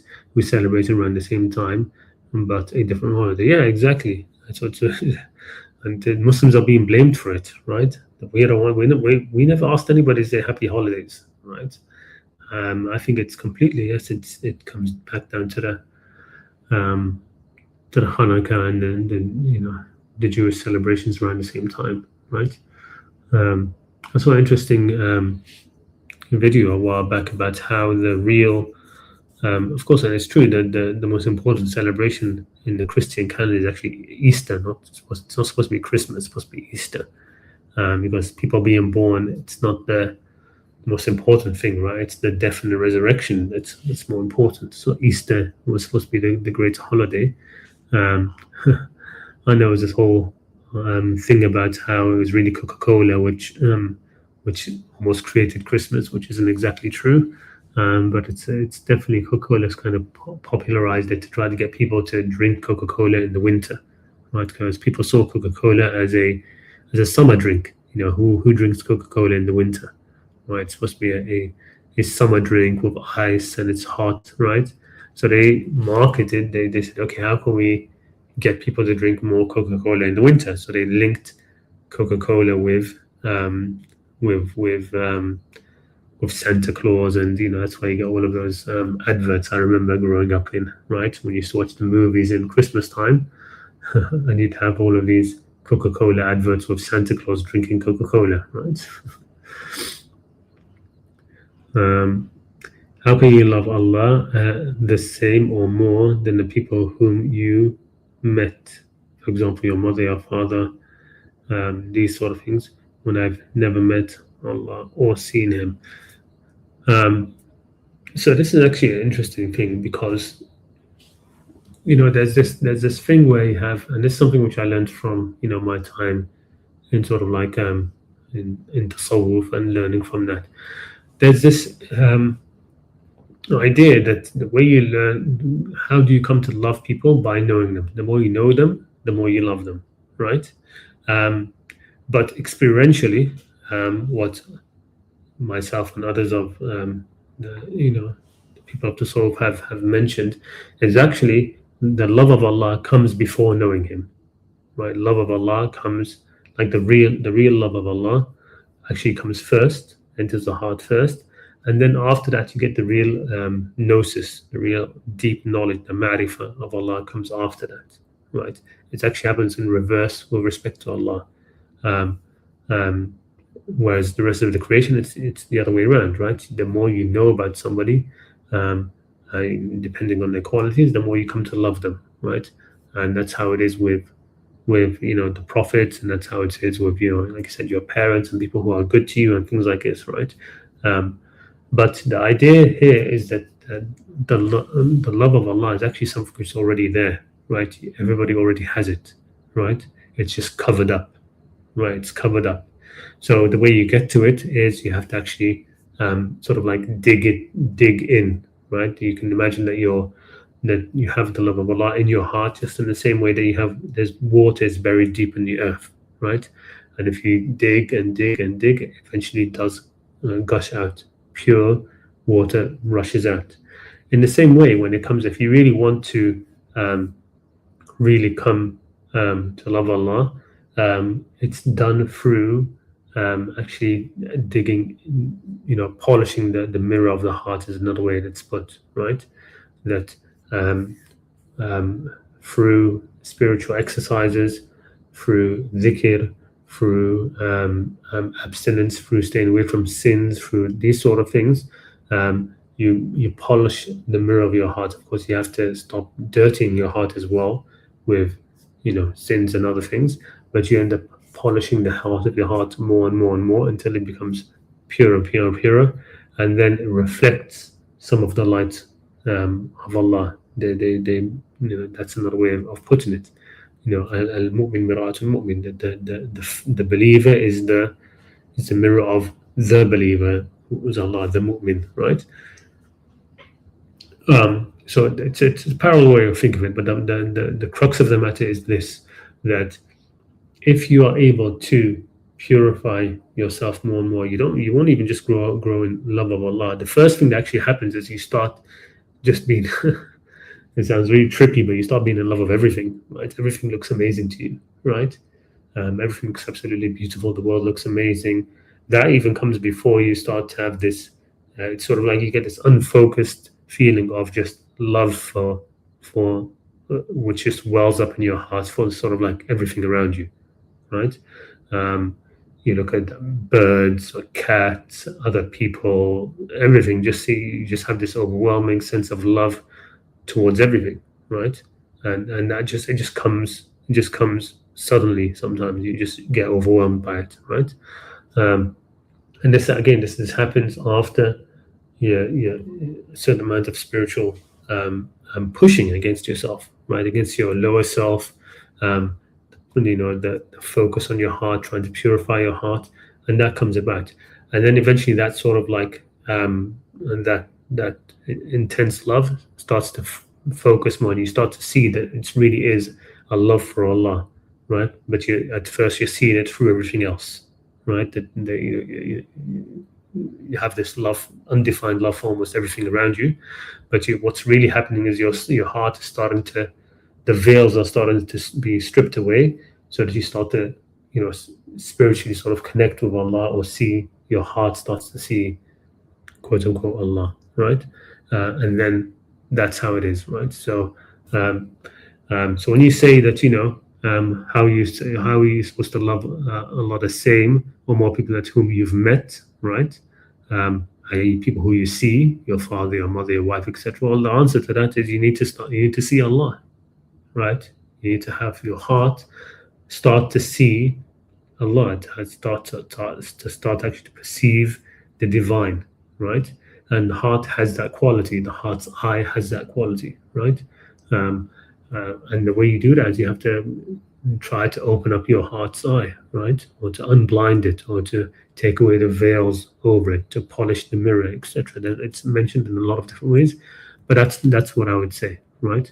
You have to actually spend time with it. I mean, if you can't, to put it in this sort of on a harsh way, but if you can't wake up 40 minutes earlier, right, than what you normally would regularly, and sit, by yourself while the rest of your household is sleeping, or and meditate and do a dhikr or recite the Quran or just sit, right? And contemplate, think to yourself, Allah's watching me, seeing me, hearing me. If you can't do that regularly, then how are you going to see, right? How are you going to see Allah? How are you going to get closer to Him, right? So you can do that, right? And remember, Allah says, فَاذْكُرُونِي أَذْكُرْكُمْ. Remember me, I will remember you, right? And there's a link which is forged there, right? I've mentioned this before, even when you think of it in terms of ourselves, right? How when you remember somebody, sometimes they automatically remember you, right? It's sort of like our spirits connect, right? The whole thing about telephone telepathy, right? You call somebody and says, "Oh, I was just thinking about you," or you suddenly think about somebody and then they call you. There's this linking which happens, right? And so that's a kind of meeting, right? That kind of link is a kind of meeting of spirits, right? And so in the same way, you want to meet Allah in that kind of way, you need to, regularly make this link, right? Until you start to actually feel it there, to become aware of it, right? So that's what I would advise in that sense. Alaikum assalam, Garot. I thought kings were no. Muawiyah in the past, and Saud, etc., and the UAE now. I thought Khilafah was the way to go. Adam was created as a Khalifa, and Abu Bakr, Umar, etc., etc. Well, yeah, I mean, you could say that. I mean, the idea isn't, the issue isn't, in the end, a king is going to be a Khalifa anyway, right? When you say, that Dawood was made a Khalifa, and he was given al-Mulk, right? So he was a caliph, but he was also a king. The point is, it's about justice. Again, a tyrannical kingship, right, is not a khalifa, right? A tyrannical kingship is not a khalifa, but a just kingship is a caliphate, right? A just kingship is the same as having an actual caliphate, right? Because then if it's just, it's not going to sort of like be imposing in that sort of way, right? If it's a just king, and everybody's like, look, we don't want you anymore, right? Say, okay, fine. Who do you want instead? And he can ensure the seamless transition to what everybody wants, right? Amruhum shura bainahum. So the key thing is in the end justice, right? It's not about the form of it. The issue with Muawiyah, he was just a hypocrite. I mean, if you look at just what he did, he was just a complete and utter munafiq, a fasiq.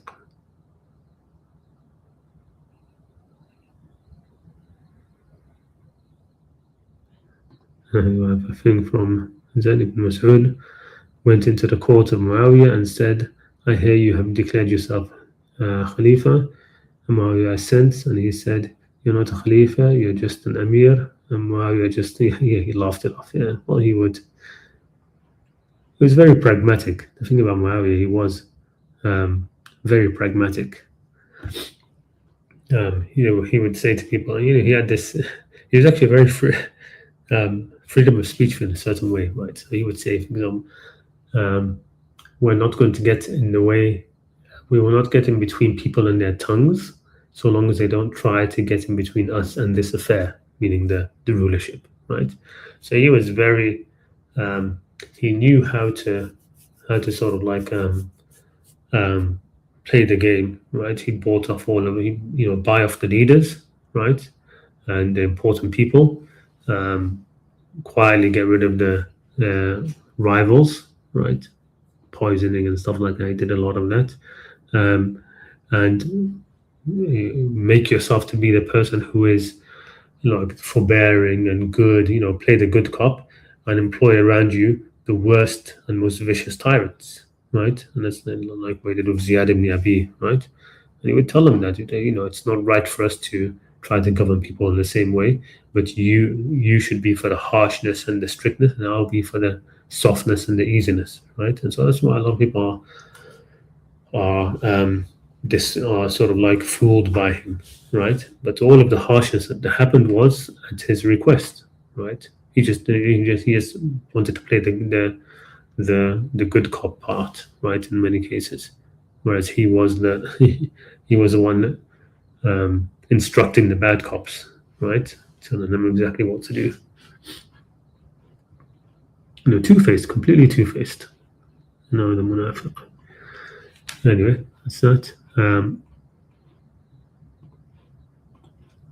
No, you're welcome. Okay. You made it? Okay, salam. Dragon light. So if you want to come on, anybody else? There's nothing else I have in the chat. I've mentioned before that I made a community post. I'm going to be trying to move a lot of the quote-unquote reused content that YouTube has flagged up as reused content from the main channel to the archive channel, because I'm going to try to get this channel monetized. I might be thinking of trying to do something with it more in the future, so that's kind of like a preparation for that. We'll see. So if you go to my channel, a lot of the translation ones of Hassan al-Maliki, unfortunately I'm going to have to move those to the archive channel. So they're still going to be available, but just not on this main channel. Especially I think because every time I've tried to get the demonetization lifted, they tell me what they do is they check what you've done, your content and your most popular videos, and I think that's the thing which sticks out as a sore thumb from the most popular video, because the most popular video on my channel is still one of the very first one, the one of the interview of Hassan al-Maliki, and maybe that's the reason why I thought that if I've done enough live streams, for example, or other videos and stuff like that, they wouldn't matter anymore, that I have those on my channel. I mean, I have now over 100. There's going to be 124 live streams and a couple of others as well. But it doesn't seem to be the case. It seems that they're not. They spend like a couple of minutes checking the channel or something, and they look at the most popular videos only, or I don't know what they do. So I'm going to move some of these to the other channel, and maybe I'll bring them back to this channel for a commentary or something. I don't know, like a reaction to those, because that's apparently allowed, or maybe not, but we'll see.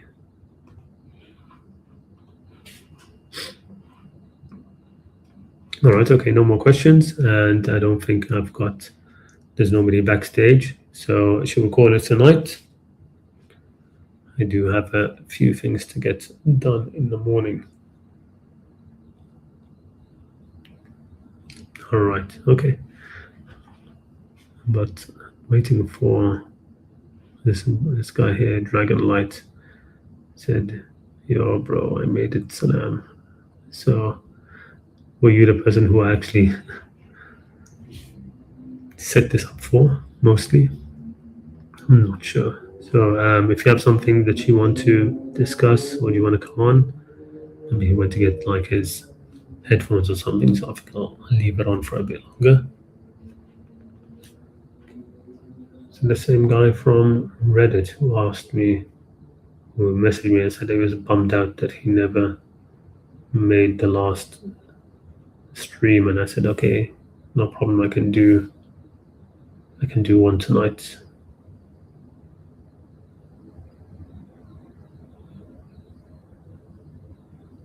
Let me check.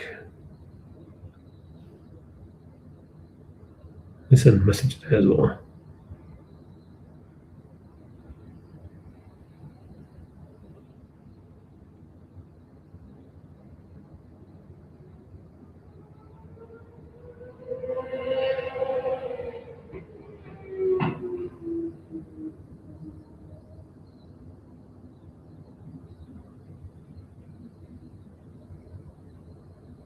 There we go, quick message.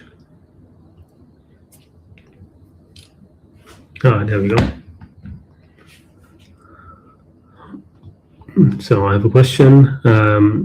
When God talks about believing in God or believing in God and the last day? Is it kind of like interchangeable?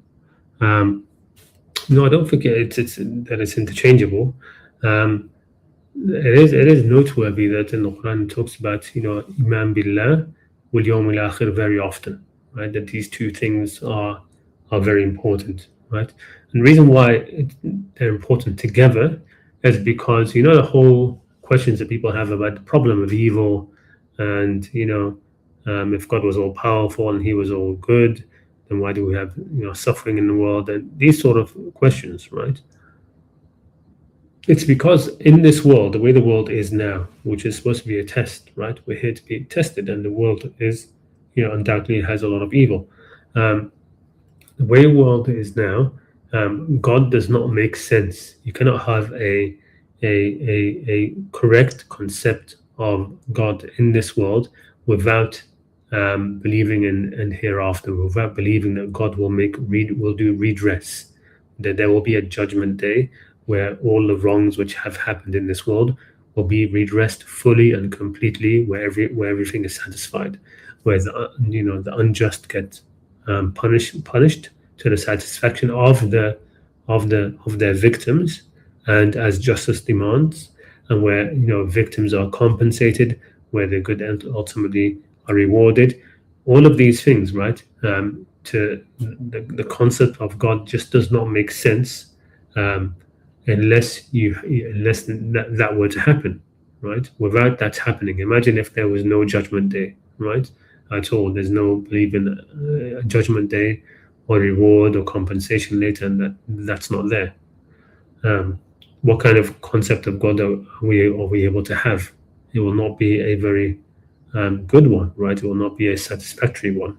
Okay, so that's why the belief in Yom Al-Akhir is very important, right? Are they interchangeable? So when you believe in the correct concept of God, and the world is as it is, the day of judgment is an inevitability. Right? There has to be a day of judgment, right? Because a God who you have the correct concept of God will not just let things be as they are without redress. Okay, so you can see it that way, or you can see it that it's our concept of the fact that it's going to be a day of judgment lets us redress our concept of God now, right? That because God is going to redress things. Now we can understand who God is correctly in this world, if that makes sense, right? So they sort of work in tandem, right? They work together. You either believe it, if you believe in God correctly, then you must have a correct. There must be a conclusion of that. There must be a judgment day, right? Or if you believe in there's a judgment day, then that will rectify your understanding of God in this world. So that's how I would put it.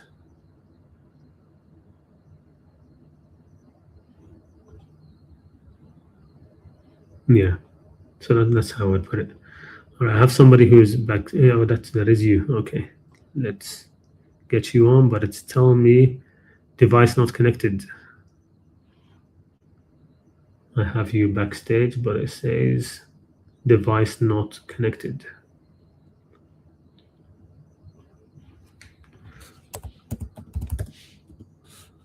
It says your device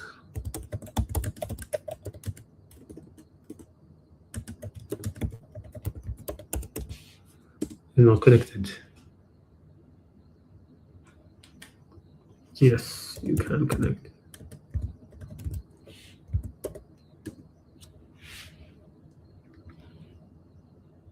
So okay, he's just trying to connect his device. There we go. Hello? Assalamu alaikum. You're muted. Let's unmute you. All right, he can hear me. Okay.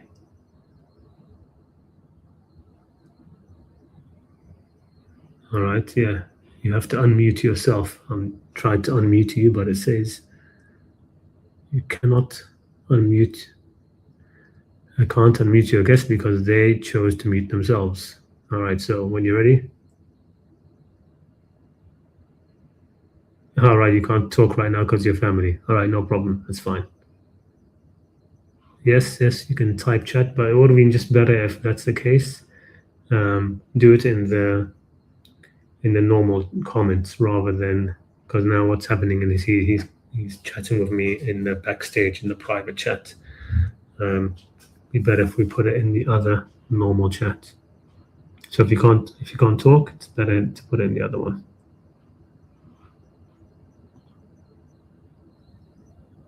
Yeah. Okay, he's gonna get back to it. Okay, no problem. I'm gonna remove you then. He says he can't talk because his family. I'm guessing it's late where he is. All right, I'm gonna remove you from the. All right, there you go. It's gone.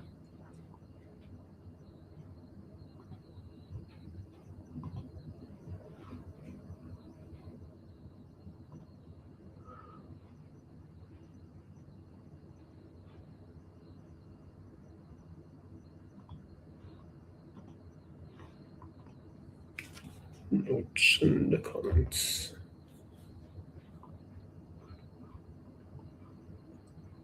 Okay, back.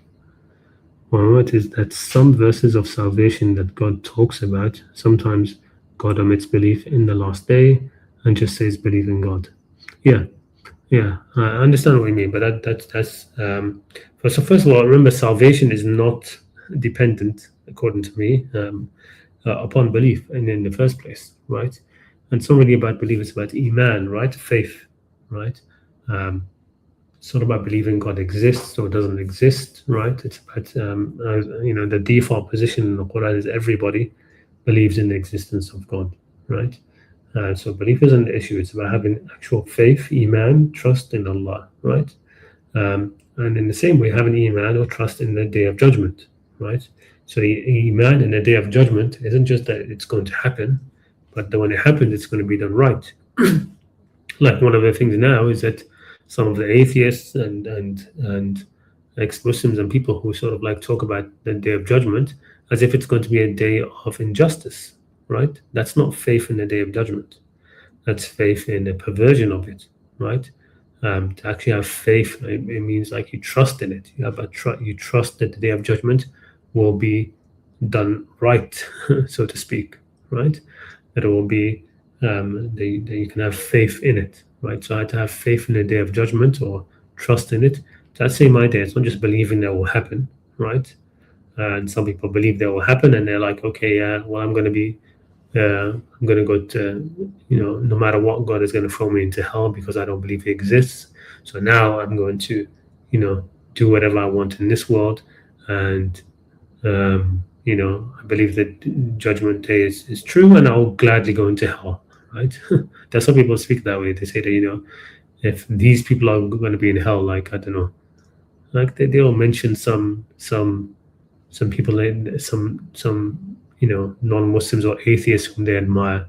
Like if Christopher Hitchens is going to be in hell, I want to be in hell, right? That sort of idea. Okay, that's not faith in the Day of Judgment, right? You're thinking that God is going to be unjust to these people, and now you want to be with them because you think that they were in the right and God is in the wrong, right? So you'd rather be with them in the right and be punished. Okay, that's a first of all, it's of course just being said in arrogance. It's not real, right? But secondly, again, it's just a perversion of our understanding of the Day of Judgment. So if you have faith in Allah, in God, just faith in Allah, trust in Allah properly as He is with all of His qualities, then automatically you have faith in the Day of Judgment, right? That comes part of it. They are mentioned both sometimes just to emphasize that point. من كان يؤمن بالله واليوم الآخر. I mean, maybe they should, could do a study on that, right? Check out the verses where Iman Billah wal Yawm al Akhir is mentioned together, and ones where it's just talking about Iman Billah, and see what the comparison is, right? What's the themes are being discussed, what's the context, why is one mentioning the Day of Judgment and the other one isn't, right? but just generally, theologically, the idea is that without there being an ultimate redress for the things that happen in this world, then it would mean that God is not God as we would want to imagine him. I'm going to ask questions that is off topic. Yes, of course, there's no topic right now. Anything goes. So I hope that helped with that question. And dragon lights.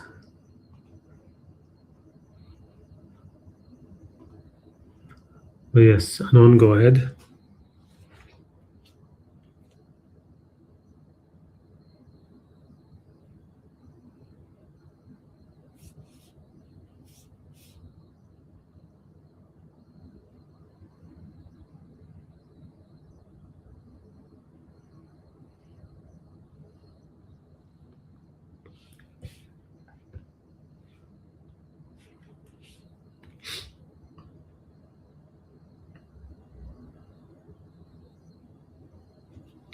Okay.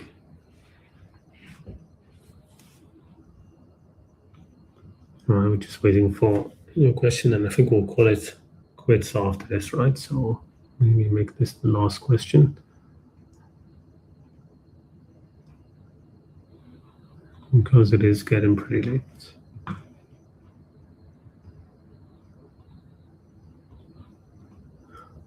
By the way, there is one of the interesting things I thought I'd share now. I was going to share it before. Give me a second.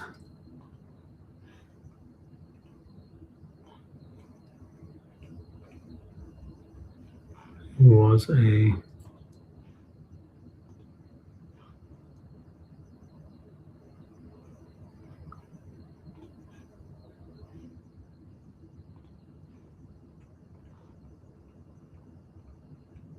there was a thread which I wrote about the. So there was a very interesting dialogue I saw. It's on Twitter about. How do I find these things? I mean, I'm not very good at searching up the Twitter stuff.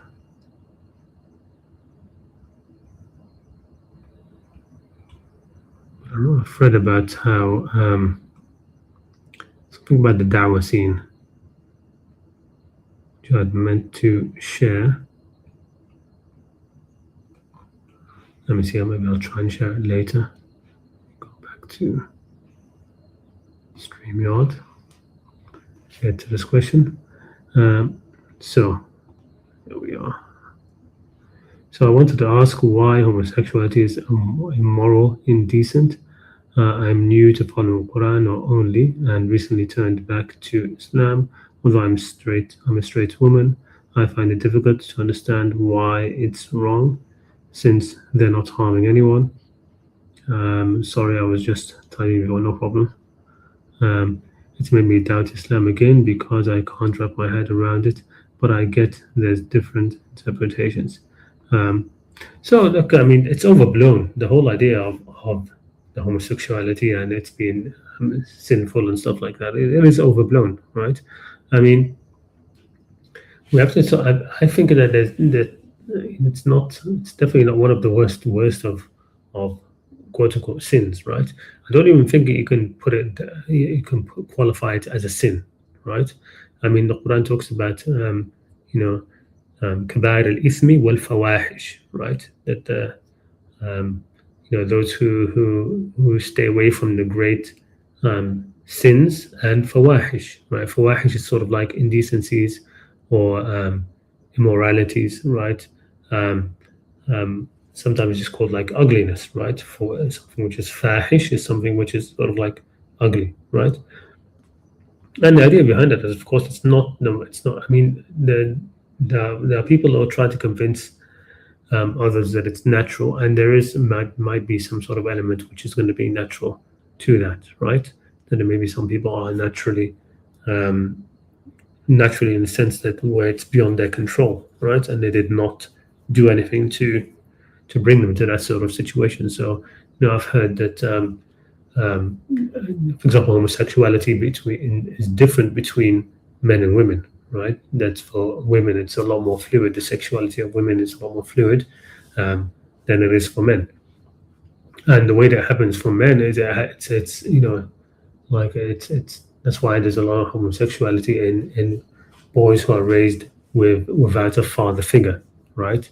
And the way it was explained to me by somebody that actually studied psychology and stuff like that at university, and he described that being he said that the mechanism through which people become homosexuals is pretty well known, right?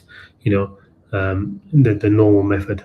Not so it can also happen in sort of like in places like in prison. Like what happens in prison is mostly just um, um, sort of like that sort of real homosexuality, right? It's people who are who are sort of just using each other for that sort of thing. Um, but in terms of the actual homosexuality, explained as being that what happens is that a child at a young age, there's a critical period for young boys where they need to be able to sort of like model their masculinity on somebody, right? There should be a male figure or some example of masculinity around them, upon which they model their own. They realize that, yeah, I'm a man, I'm going to become like that one day, right? And sort of model subconsciously themselves in accordance with that. And so they grow up with that sort of model in their mind, and they grow up more masculine, right? So a child who doesn't have that at a certain critical, some critical periods, then what happens is that they don't have that, so they don't grow up with that kind of like masculinity in mind in themselves, and they don't end up seeing themselves in that sort of way, and then they end up sort of like that deficiency in themselves. They start to admire that in others, so then they start to see other men or young men around them and see that they are more masculine than they are themselves, right? And so they start to admire that, and that admiration and wanting to be like them eventually becomes that kind of homosexual desire, right?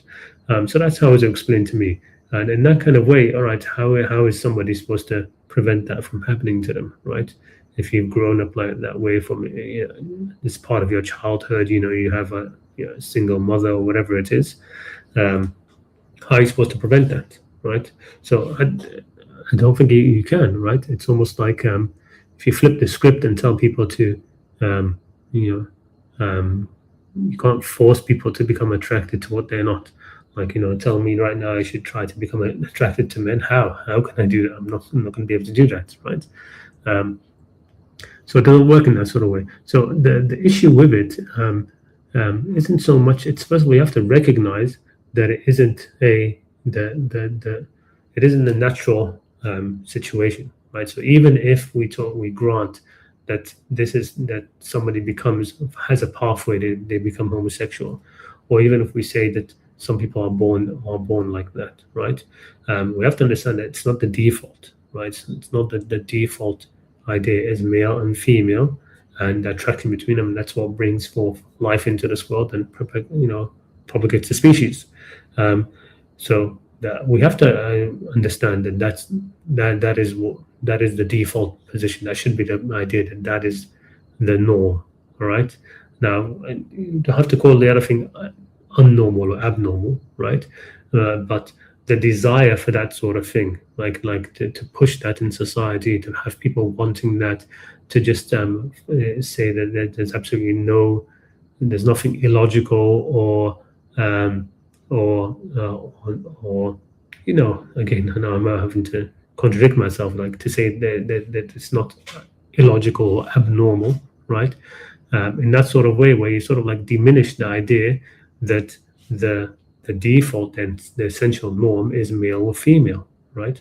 And so to push that other side, I think that's where a lot of the sinfulness comes in, right? But in terms of is it sinful itself? Again, things which are involuntary are never going to be sinful, right? Things which are out of your control are never going to be sinful, right? Um, but at the same time, there is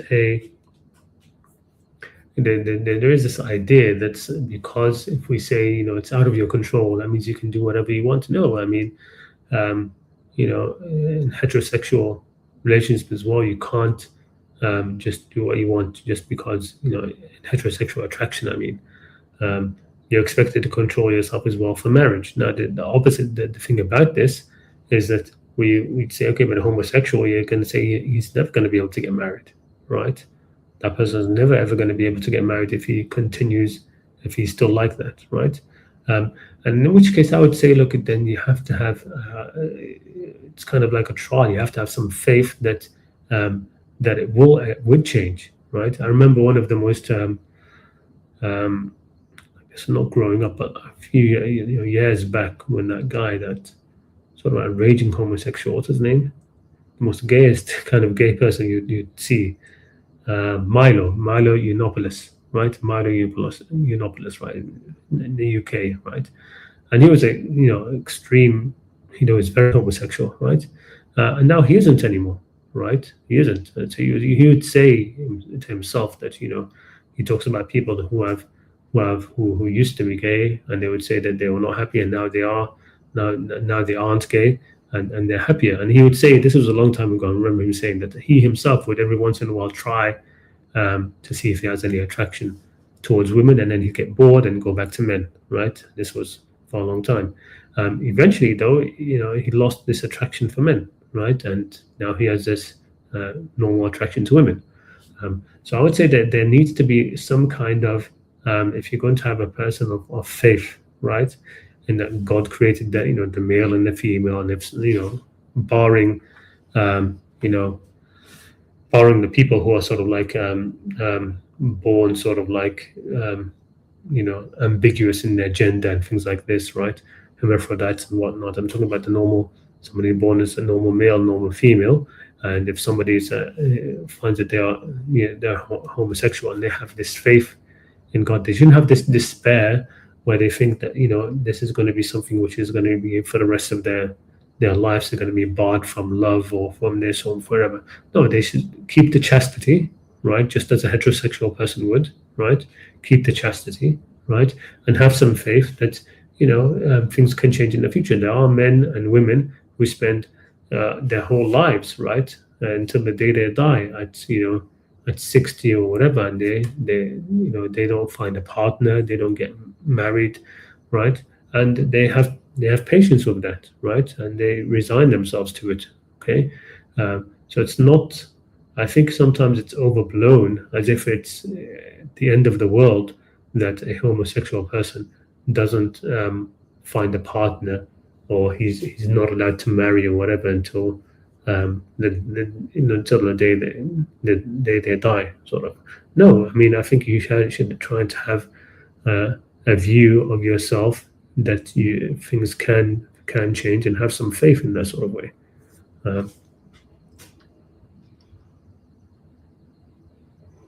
Could they get married? Well, no, I don't think. I mean, they could, but at the same time, I mean, it's not going to be something. When you talk about marriage, it's going to be, the point of marriage is that it's a social. People know outside, right? That when you go out to the street or in the community, it's known that this person is married to this person, this man is married to this woman, right? And that the children that she has are the children of her husband, right? You have a lineage established. That's the whole point of marriage, right?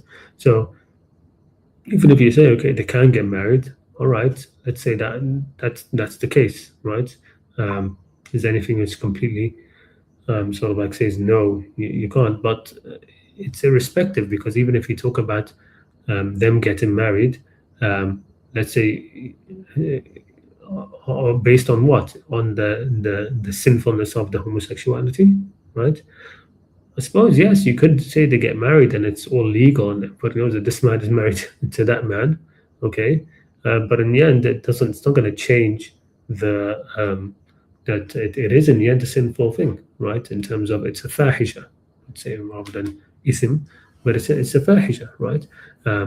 And so allowing a homosexual marriage, I think that just encourages it, right? It puts it on the same level as heterosexual marriages, right? So it's more of encouraging to that sort of thing, which I would not.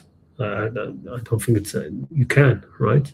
Um, so it's encouraging that sort of thing, which you wouldn't want to do in a sort of like a faith-based society, right? It would be just recognized that because look, this explosion of homosexuality is not normal, right? There's a social engineering aspect to that. Even pornography is contributing to that, right?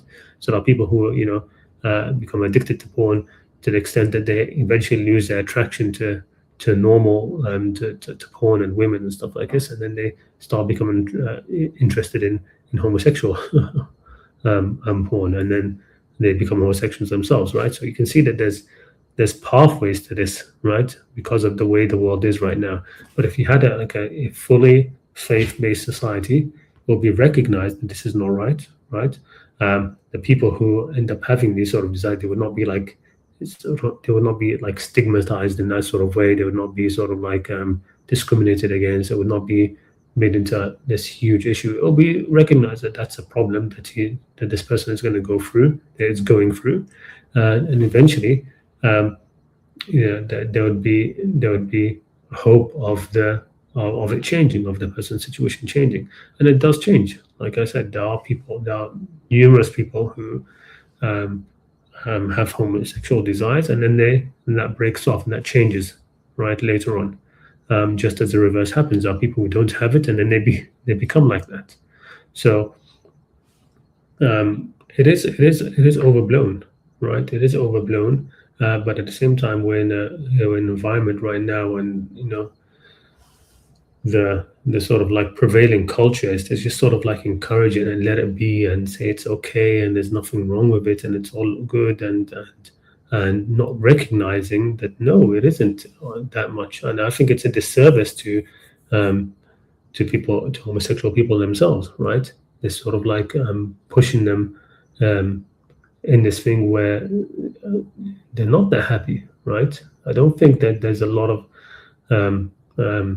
widespread happiness among homosexuals with respect to this. All of them would be much, much happier if they were heterosexuals, right? They would be. They'd all rather have that, right? And so instead of like sort of pushing it down their throats, it's okay to be gay and whatnot.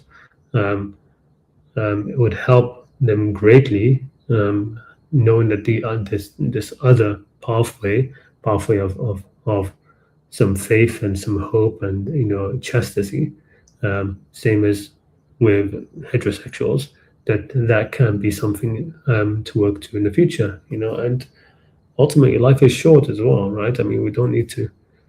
It's a shame that the over-sexualization of people these days, right? That it's made into a huge thing because from a young age we're bombarded with imagery and TV and television, internet, and all of these things have made these things to be sort of like almost like the central issue of life, right?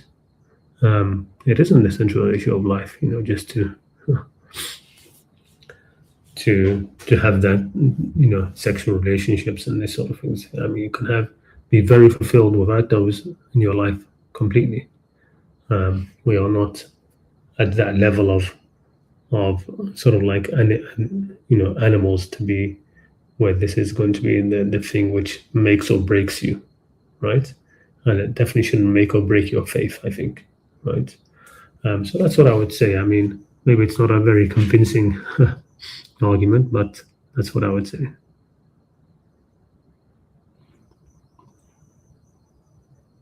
Yeah, exactly. So I'd say basically that. So you don't want to encourage it, right?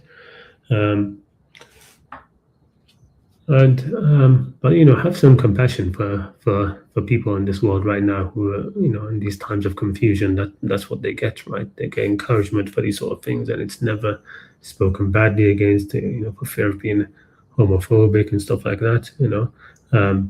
Don't, if you meet people who are homosexual, and I've met many in my life, right? It shouldn't be that big of an issue, right? I mean, I've met people who are full. I mean, one of my good friends is a full-fledged, zani, basically, right? He's somebody who is, for example, he's incredibly generous. He very good to his family, his kids, very loyal friend to other people. Always gives in charity, always. But he has this one issue where he's just all the time sleeping around with women and with escorts and things like this, right? So, but he's my good friend because of his, his character and everything else. He's fine, but he has this problem in this area in his life. Okay, and that homosexual to me will be pretty much the same as that, and in fact better than this because I mean he doesn't do any more. After I met him, I said, look, whatever you do, the main thing is don't commit zina, which is to do it with like a married women, right? Stay away from married women, right? And I don't know if he ever did in the past or not, but he would tell me he stays away from married women. And yeah, so that's the big sin, right? The big sin here is zina, right? What involves married women. All right, okay. I think we'll call it quits there. It's getting pretty late here, and inshallah, I'll see you all in the next live stream. I'm not sure if it will be this coming weekend or 2 weekends from now or the weekend after that. Anyway, take care of yourselves and all the best, and early Merry Christmas to everybody, and Assalamu alaikum wa rahmatullahi ta'ala wa barakatuh.